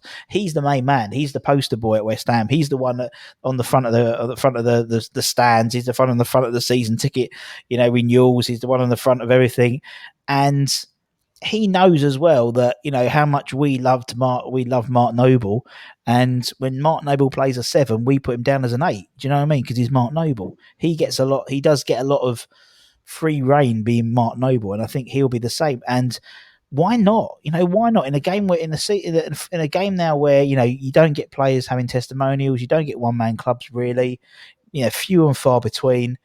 He could be different. He would be a different person within the game. He wouldn't have flitted between different clubs to get this and that. And the way he plays, we've only scratched the surface with the boy. Only scratched the surface with him. He's developing his game. He's trying to do free kicks. He did penalties on penalties now and stuff like that. Do you know what I mean? There's that. He's moving his game on to be more than just a blocker. Them two, best midfield partnership in the Premier League. I can't think of anyone else who could match them, as a consistent pair. They've played every minute, bar 1 minute of the Premier League together, and they just complement each other. And it's given Declan, it's no surprise over the last 18 months how Declan's game's improved, more so than unfortunately with under Mark, because I think with Mark, he had to look after Mark as well as himself. Whereas here, they're very much telepathic. One goes forward, one goes back, and I love him. Go on, let's move on. Otherwise, we're going to break 2 hours. Before we do, just here's a question for you on Declan Rice. Is there a team in world football that he walks into and doesn't improve? No. Boom. No, not at all. That's it. Not at all. Yeah, he's the best. Arguably, I think he's probably the best in his position in the world at the moment. Honestly, Premier League, yes, no worries at all. He pisses on everyone in the Premier League in that role, and in world football, I can't really think of anyone who will say, "Oh, he's better than him," because I don't think so. Because he's got youth as well. Even the older players, even like the Busquets and things like that, they're really old now. You know what I mean? And I think Declan would walk into the Barcelona team and improve them no end. Just because of the type of player he is and the tenacity he brings and how he reads the game. He doesn't make him any worse. No, yeah.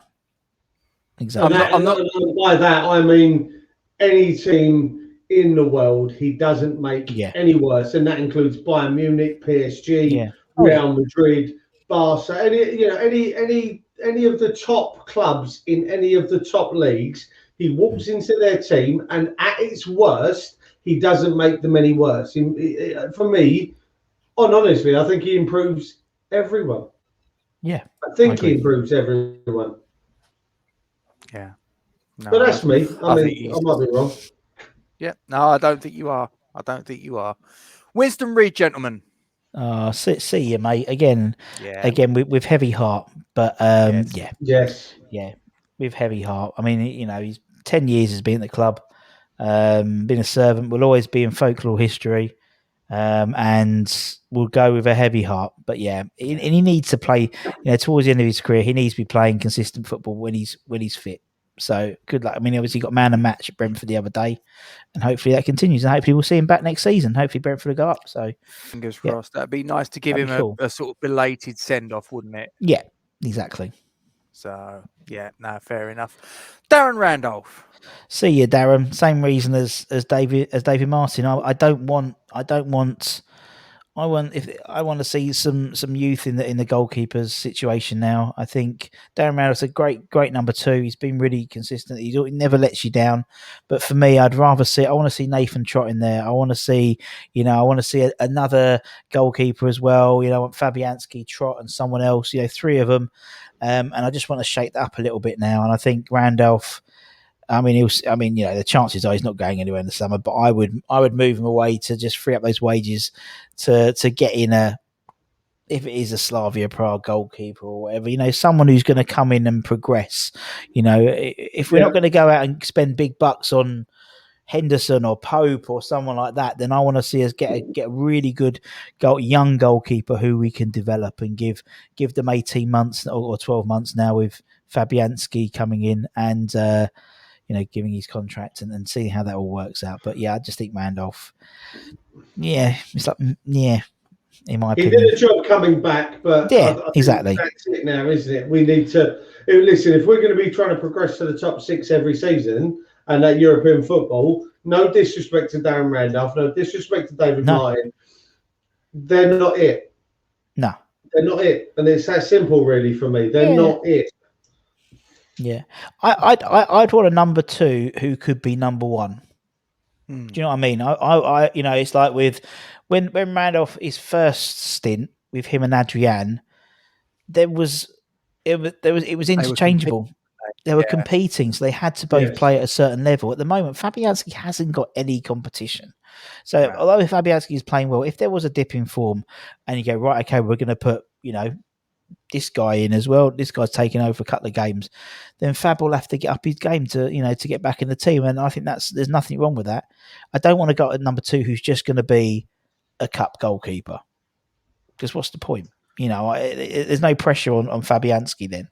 And everyone, will up their game when there's a bit of pressure on when you think you can be out of the team. So, that's what I would shake up that goalkeeper situation as soon as possible.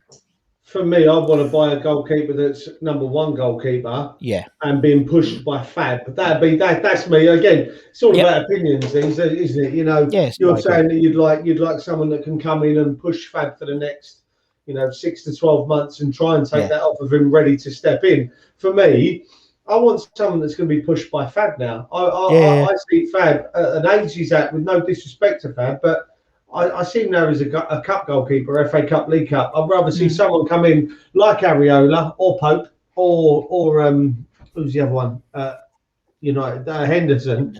They're the ones that I want to see come in and be our Premier League Europa goalkeeper, and then I'd have Fab as the 2 cups. But I mean, listen, we need the money to be able to do that, and that just depends on whether they go in their pockets to spend or not. So there's not.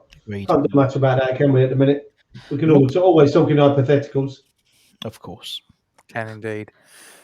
Down to the last 3 gentlemen. Angelo Ogbonna. 1 to 2 seasons, bless him. He's towards the end. He's towards the end. And it's typical that he's finding the form of his life towards the end of his career. And obviously getting back into the Italian squad, which is a really tough thing to do when you're not playing in Serie A. Unfortunately, he got injured, obviously, so he couldn't play in it. But everyone loves him. He would have been Hammer of the Year, in my opinion, if he didn't get injured. I think Soucek's going to get it now. So, but 1 to 2 years, he's 32 now, I think. So, it will creep up on him, I think, the way he plays. And obviously, he's had a few big injuries. And again, they'll play in his career as well. So 1 to 2 years, and then as I said, I've got Diop in my top bins for that exact reason. Because I would like to see him develop, and whether it is as a CDM or whether it is as a centre back or interchangeable, I'm not fussed, to be honest. But 1 to 2 for Angelo, in my opinion, Fair enough, Russ. Down to the last 2, the Irish sensation Ademipo Odubeko. Top bins. I like him. And I think top, right at the top, top. Long term player. He's I think he's good, man. He's mustard. And I think something that I think people forget is we got him from United. It's not like he was like he had the choice of re-signing for United or coming to us, and he came to us. and he could have stayed at United, and he would have probably ended up playing a lot of games in the net. He probably would have been, particularly now and with all the injuries, he would have probably played if we were playing them. If he was on their side on Sunday. But I think he's mustard. He's mustard, and in this, obviously in the under-23s, he's banging them in. Again, it's all about giving him time and giving him opportunities. So hopefully, with more, again, next season with more games coming as well, there'll be more opportunities for these players to be playing. So, yeah, long-term future for the boy. That's how I see it. Yeah. Okay, so we've come to the last player. Look who it is. Well, ladies and gentlemen, he signed a contract the other day to take him into his 18th and final season as a player at the club. He has 520 career appearances in Claret and Blue. He has 60 career goals. Ladies and gentlemen, I present to you the club captain, Canning Town's finest, Mr. Mark Noble. See ya. No, I'm joking. No. As a player, obviously 1-2 seasons, but I put him in the top because he ain't going nowhere. He ain't leaving this club. He is his future, because obviously he'll have one more season at London Stadium, and then obviously, hopefully, straight into the coaching. He's already doing it. Obviously, I interviewed Kevin Keane in the summer, and he was saying how Mark's been doing his badges, and Mark's he's trying to get Mark in the youth team set up, and he loves doing the training, and obviously kids look up to him, and he's gonna. I mean, I see Mark as like I've got a little dog, and I've got her on this retractable lead. And so she can't go anywhere. She can't, she can only go a couple of meters, and then she comes back in. And that's how I see Mark. He will never be able to leave the club. And so he'll be on that 5 meter leash outside London Stadium. So for me, long term, an episode of the League of Gentlemen, wasn't it?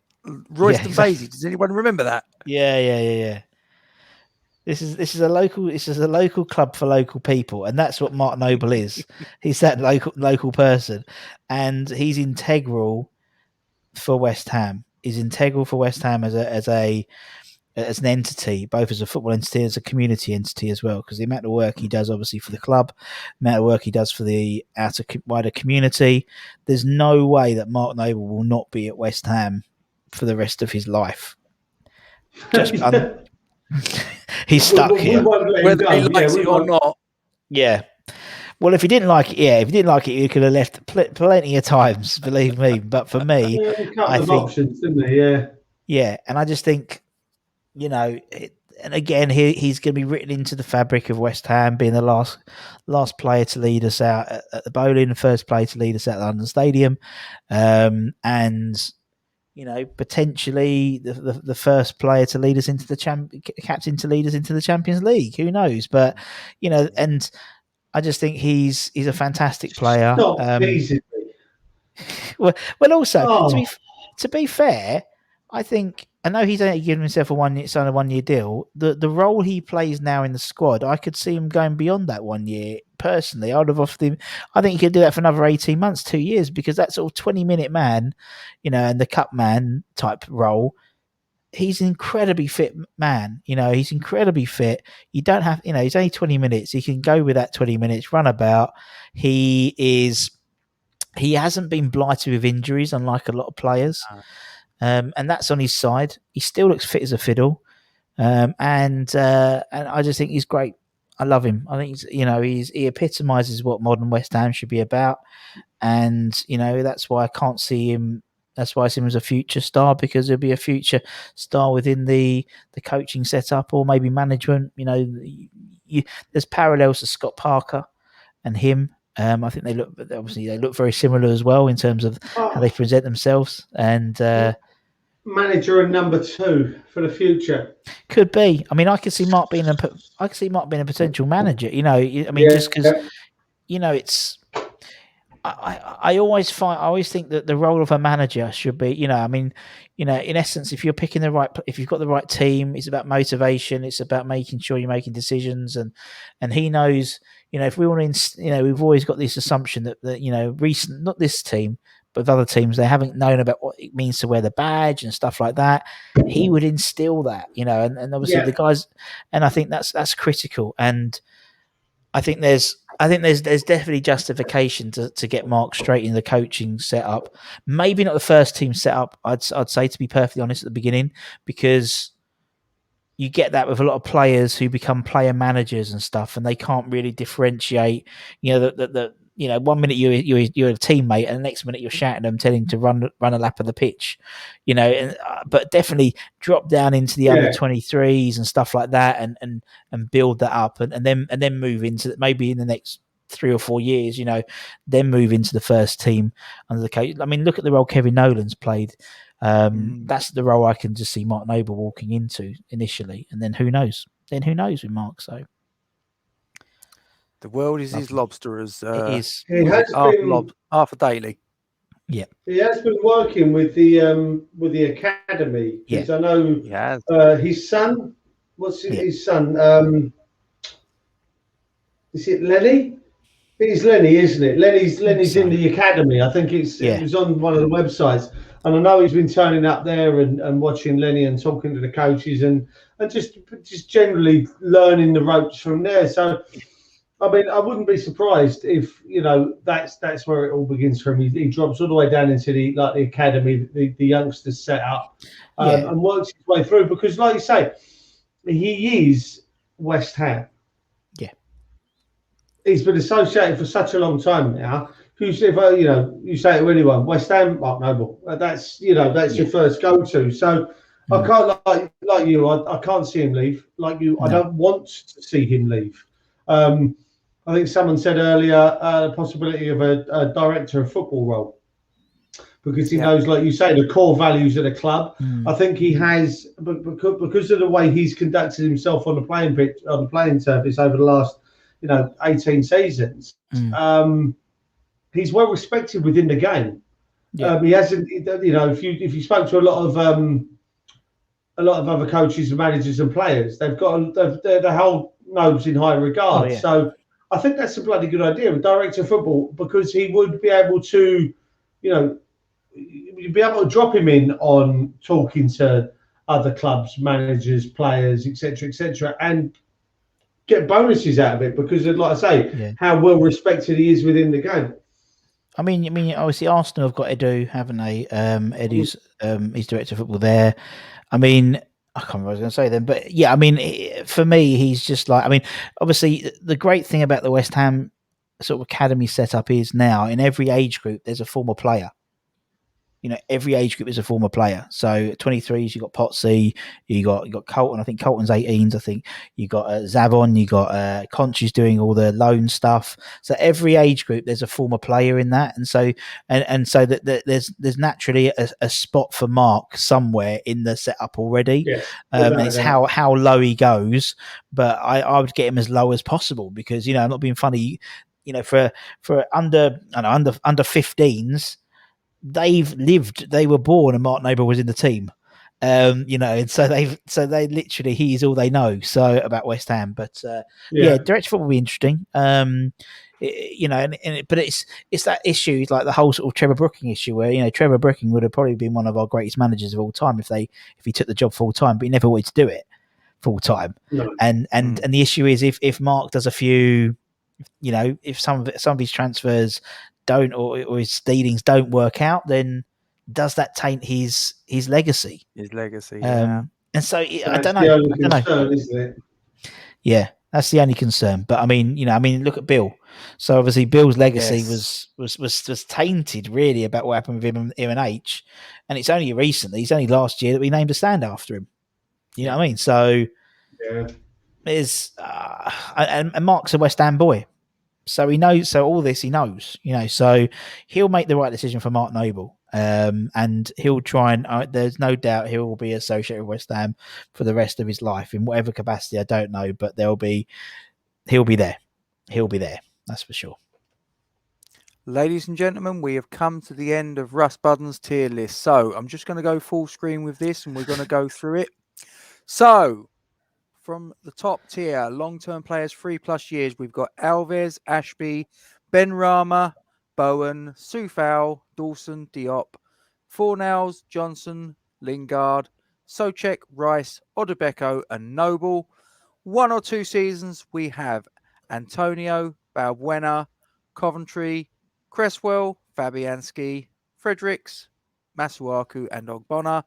Stars of tomorrow are Afolayan, Alese, Baptiste, and Trot. Not sure we have Akinola, Lewis, and Longello, and Sia we have Anderson, Cardoso, Holland, Lanzini, Martin, Yarmolenko, Silva, Reed, and Randolph. Russ. Yeah. That's us done. You are a horrible, horrible man. That is superb. I love that. Thanks a lot, Russ. Do appreciate it. Pleasure. Can I just break a little bit of news? Breakaway. Very good. Well done. There you go. Woohoo. There you go. Hey, We're I'll take that all coming day for long. you, I'm Russ. happy with We're that. coming for you. Yeah, I don't think he's worried. I don't think he's worried in the slightest, mate.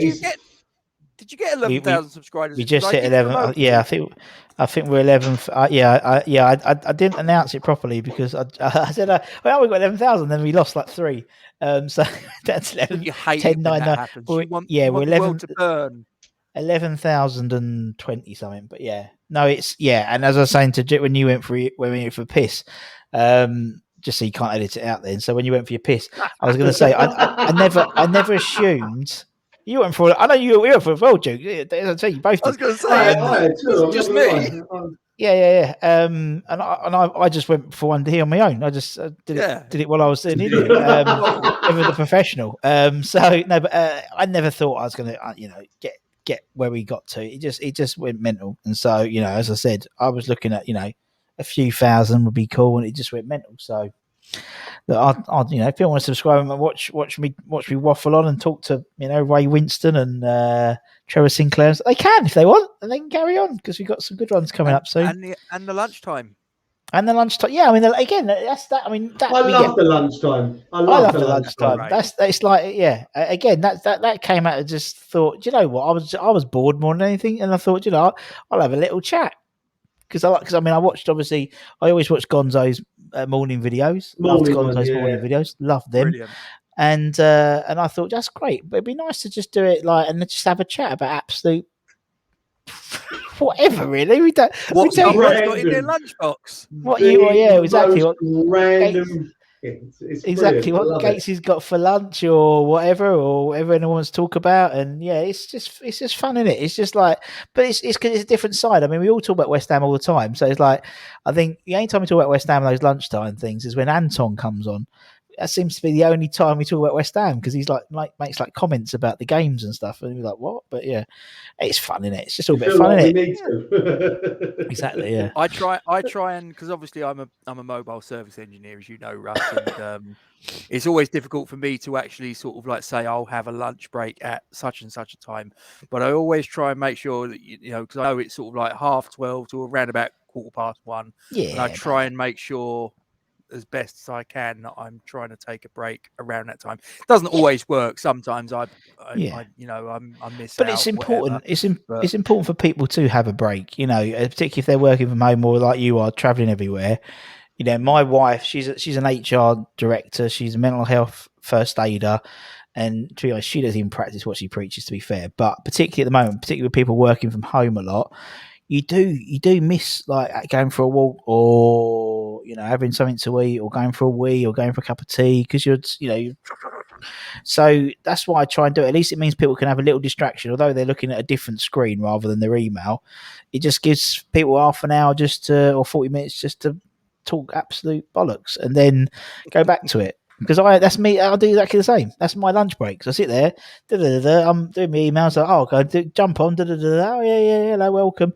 I go off. I go back to my emails. But I've had my break as well more than anything. So that's what I do. And ladies and gentlemen, he does a brilliant quiz on a Thursday lunchtime. Let me tell you.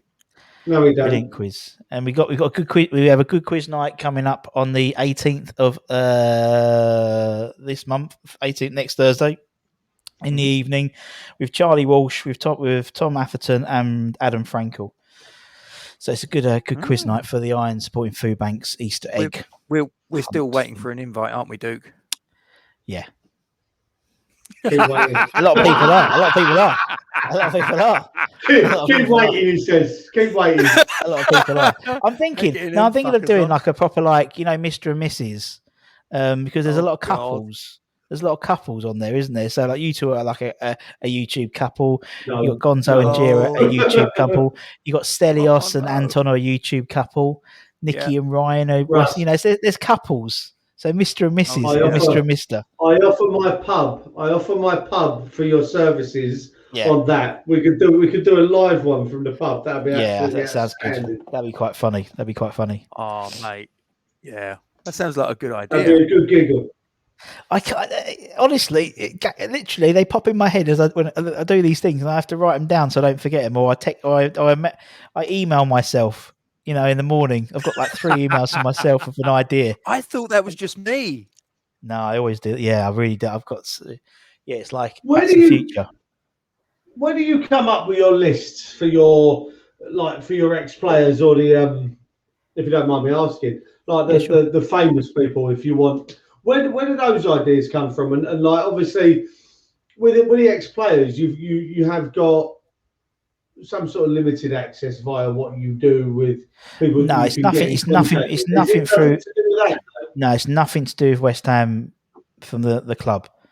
Nothing to do for them. It's all off my own back, and you know, it's like from a lot of pestering on Instagram and Twitter, and it's a lot of you building relationships with players, having interviewed them. And you go, oh, you know, I used to play with da-da-da. You don't still talk to da-da-da, do you? And, oh, I do. Let me give you, you know, and that's how it all works. That's how I've done it. I've accumulated it.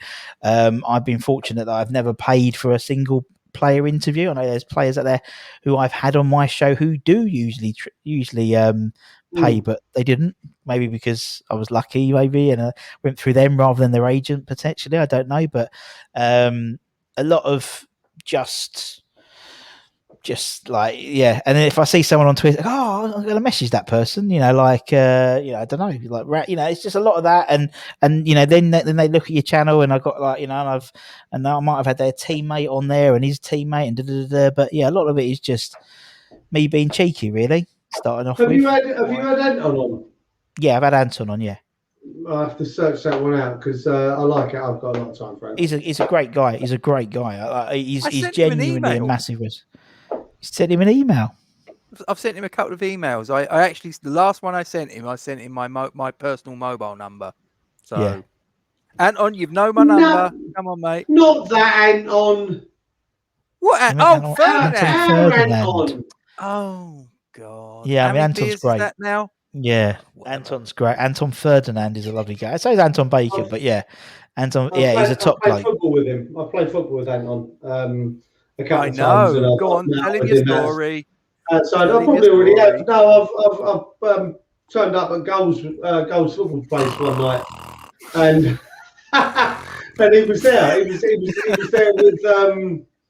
was there with Adam Nolan and Joby McAnuff. Yeah, and they were playing against a team that only had 5 players, and I kind of muscled myself in and said, "Look, I just want 5 minutes. Just let me 5 minutes against them. Come on, like he plays for West Ham. Let me, you know." And I was in my West Ham shirt, and he called me Repka. He told me I was like Repka, and the goalkeeper rolled the ball out to my feet, and I've got Anton behind me pulling at my shirt, like just being a general wind up. I flicked the ball one side of him, ran the other side of him, tucked in the back of the net, walked up to him, went, "Thanks very much, mate. Cheers." After I'd scored, "Thanks very much." Walked off, I went, sub now, come on. And I walked off the pitch. And I bumped into him about 5 or 6 times after that. And like, he's honest to God, he's such a genuinely nice player. They all are, honestly. Everyone I've had, whether it's a fan or a celebrity or a player, they've all been fantastic. I love. It's like you. Everyone you interview. Celebrity. Well, celebrity. behave yourself. They are celebrities. I know, but it's like I don't like the word because they're all fans. You know what I mean? You know, Yeah. Like Ben Shepherd. He's a celebrity, but I don't talk to him. He's a fan. He's a West Ham fan. He's a massive West Ham fan. He seems like a genuinely nice bloke, actually, from Ben's the video lovely. with that as well. He seems Ben's like cracking. a really down to earth kind of. He doesn't. There's no like with some of them, you expect a little bit of airs and graces. Yeah. Do you know what I mean? But there was none of that with it. Most of the videos I've watched are yours, and there's still a few that I've got to get through. And I say get through, I don't mean that in a. I know there's a lot there. There's a lot there. But I love watching them. One of my favourites was John Moncur. Yeah. I mean, he was brilliant. That was superb. Honestly, loved it. Listen, I'm very conscious. It's well, John Moncur. It's midnight. I tell you why I got John. So I got John Moncur because his dad replied to one of his. I messaged John, but his dad picked it up and sent me John's phone number. So I think he went. Oh, he says I've just jumped onto John's Facebook. Yeah, he'll love to do it. Here's his number, and just sent me his number. So I texted him. I'm so sorry, John. I'm so sorry, John. I've got your dad's given me your number. Christian now, isn't he? Yeah. He found God. Yeah. But no, just watching that and the stories that he had, and he was like you could see he genuinely enjoyed his time at the club. Like there was a real love there. Even I mean, they all have. They all speak so well of the fans and of their time at West Ham, you know. And some you think, oh, really? You know, like people like John Pansel. John Pansel was incredibly, positive about his time at West Ham, and it's like, okay, fair play. You know, good luck to you, mate. You know, but they all have been really nice. No one's really been. Do you get many requests from people asking for certain people to go? Like, from people like me and Gatesy, if we were to ask you, do you get a lot of those? Can you get this person on? What's the most random one you've ever had? Because I'm going to give you a real random one now. I was going to say the most random one, but I've hopefully got him on soon, so I'm not going to say that one. There's two really random ones, and Anton from Iron United he said, "Oh, he couldn't. I reckon you wouldn't be able to get this one or this one," and I've got them both hopefully coming on soon, so I'm not going to say who they are, but they are random. But who? Go on. I'm not quite sure whether they get Wi-Fi or internet connection in a caravan outside Heronveen. But I'd love. I'd love to hear his. And honestly, I would. I'd love to hear his story from the genuine because obviously it was associated via a video, wasn't he? Was it Redknapp watched a video of him? Yeah. It wasn't even he watched the video. So I'd just like to see. I'd like to know how that came about. How he was informed that West Ham, this big top flight club in England, were interested in some caravan dweller from Heronveen. I don't. He has been contacted. So. Wow. Honestly, random I'd like you to get on. I want to sit in on that one. Go on, Gates. Who would you like me to get on? The bloke that Redknapp pulled out of the crowd. Oh, yeah, he's been contacted as well. Steve. Has he? His name's called Steve T. Davis. But not obviously Steve Davis, the snooker player. Not but that his Steve name. Davis. No. Well, his 11's going to be stuck to kind of just like himself. And the guys that were there that day against Oxford. Won't put Lee Chapman on. Yeah. Lee Chapman. Yeah. Oh, brilliant! That was. Yeah. They actually reunited 2 years later. But I like talking to like the guys who have only played 20 times for the club or something like we had Luke Chadwick on, and Luke was like amazing, so lovely, but because even if we had Lee Hodges on today, and he made 6 appearances, all as a sub. His debut was against Tottenham away, and he's a West Ham boy. And so for me, it's like Lee's like, oh yeah, I didn't play. I wish I played a lot more. And he was like, he was quite honest about what he thought and why Redknapp didn't play him. And but I said, Lee, you played, even if you played once, that's still. We would all, give our life away to have that one 5 minute run on, as you said, against Anton, but to walk out Upton Park or London Stadium, we'd all like to do that.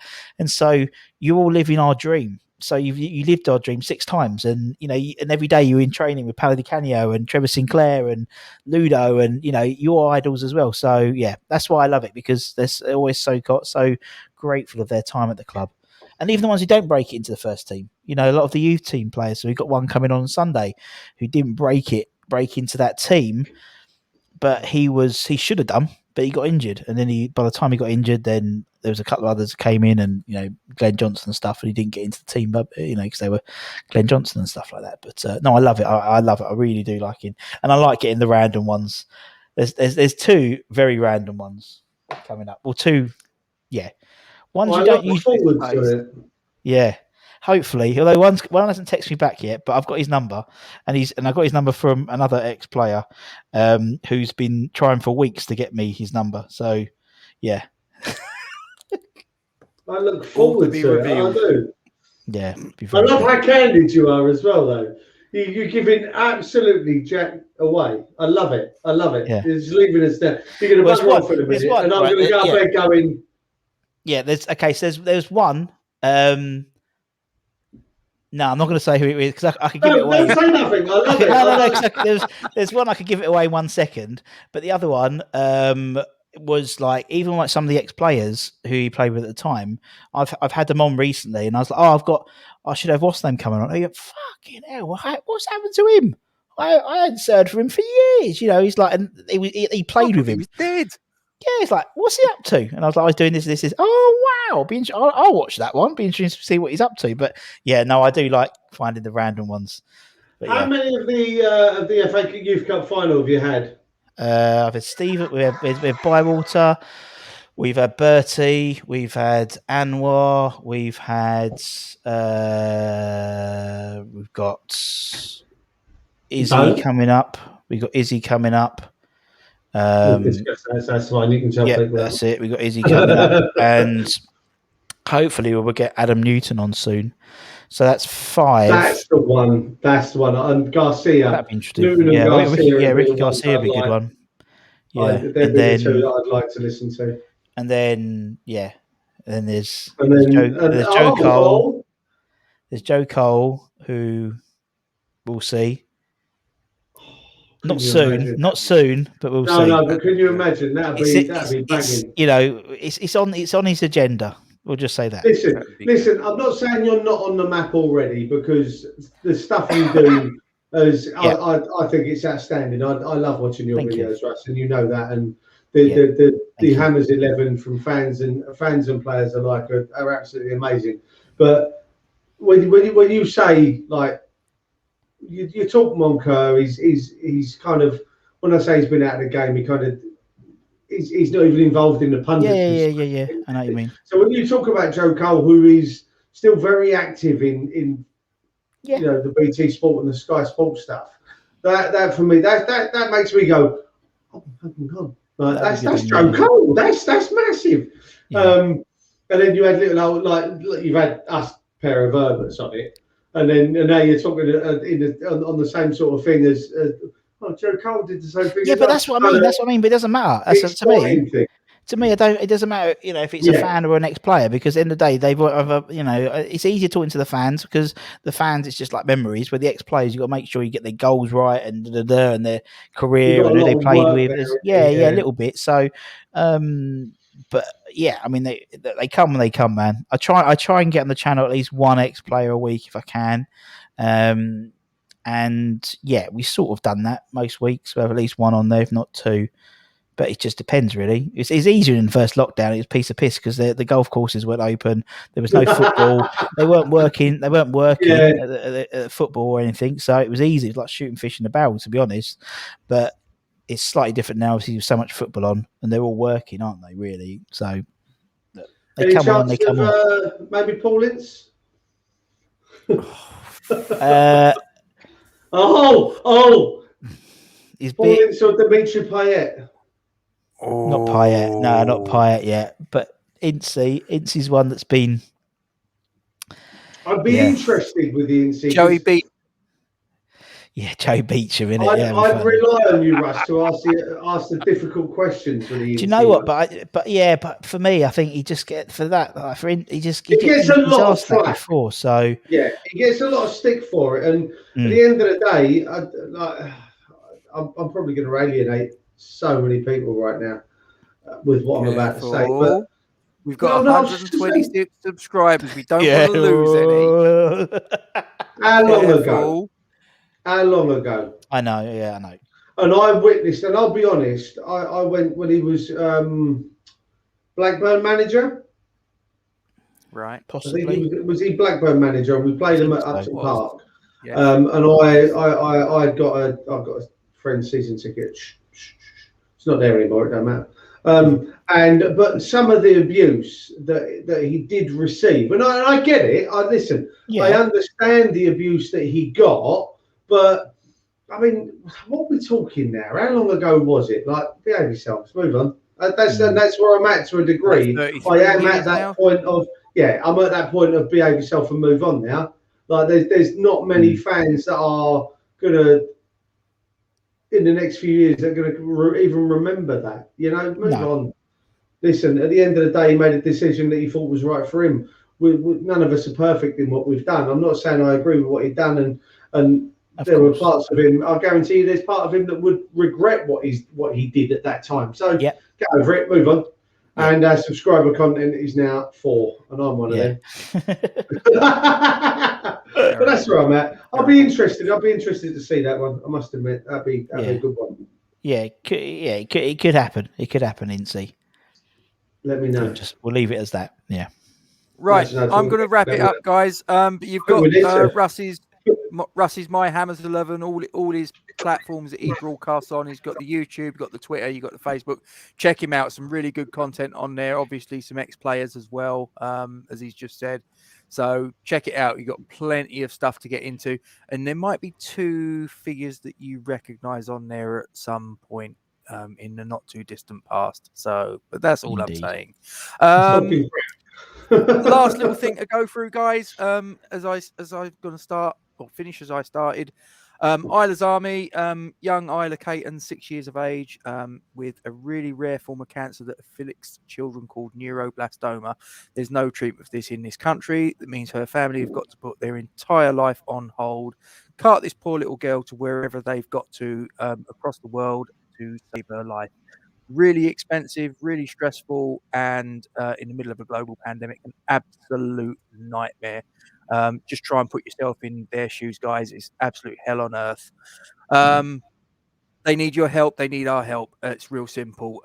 Even if all you can give is £1, that will be gratefully accepted by this family. You know, if we can all come together, and if every single one of us could give £1, we could make such a difference here. We really could. The more you can give, even better still. But, you know, whatever you can donate will be gratefully received. And if you can't donate because times are tough, I completely understand that. Just share this, and keep the momentum going to try and save this poor little girl's life. You have a PayPal page there. You have a Just Giving page. I ask you to dig deep, and I thank you very much indeed for your attention. As I do thank you, Mr. Russell Budden. You've been an absolute gentleman and a scholar, as always. Pleasure as always, gentlemen. Absolutely love talking with you, Russ. I really do, be it on your channel or, you know, wherever we bump into each other, even in the live chat on your stuff. Absolutely love it. So thank you for coming on. Much appreciated. And I will edit out the bits where you and me disappeared, Duke, and had a piss. They'll never know. No. What about the bit where your internet decided to go, Pete Tom? I'll edit that out. It's raw. That's fine. It's raw. It's unedited. They'll never know. The chaos. It's the chaos that we bring, Gatesy. That's what it is. We love it. We love it. It's like I said, it's like tis was with footballs, and sort of like anyone that's aged 35 and below is going, what? You just alienated the 125. Well, the one, because I got rid of everyone else. God. Right, okay, I'm going to do the usual sign out. So you got the comment section below. Guys, please leave us your comments. Tell us how crap we are. No, I don't mean that. No, just sort of like comment on all the bits and pieces that you've seen in the last 2.5 hours nearly. We'd like to hear your opinions, good, bad, or indifferent. As usual, like the video, share the video. Subscribe to the channel, hit the bell icon, and hit all. You will then be notified of any new content as and when we upload it. And you can also find us at Twitter at Forge Talk and at Facebook at Forged from Irons. I am Gatesy. That is Duke. The one in the middle is Mr. Russ Budden of My Hammers 11. Check him out on YouTube, Twitter, and Facebook. Only one thing left to say, gentlemen. Tomorrow, off to Old Trafford. 3 points are all up for grabs. On to Europe? I think maybe so. Come on, you Irons.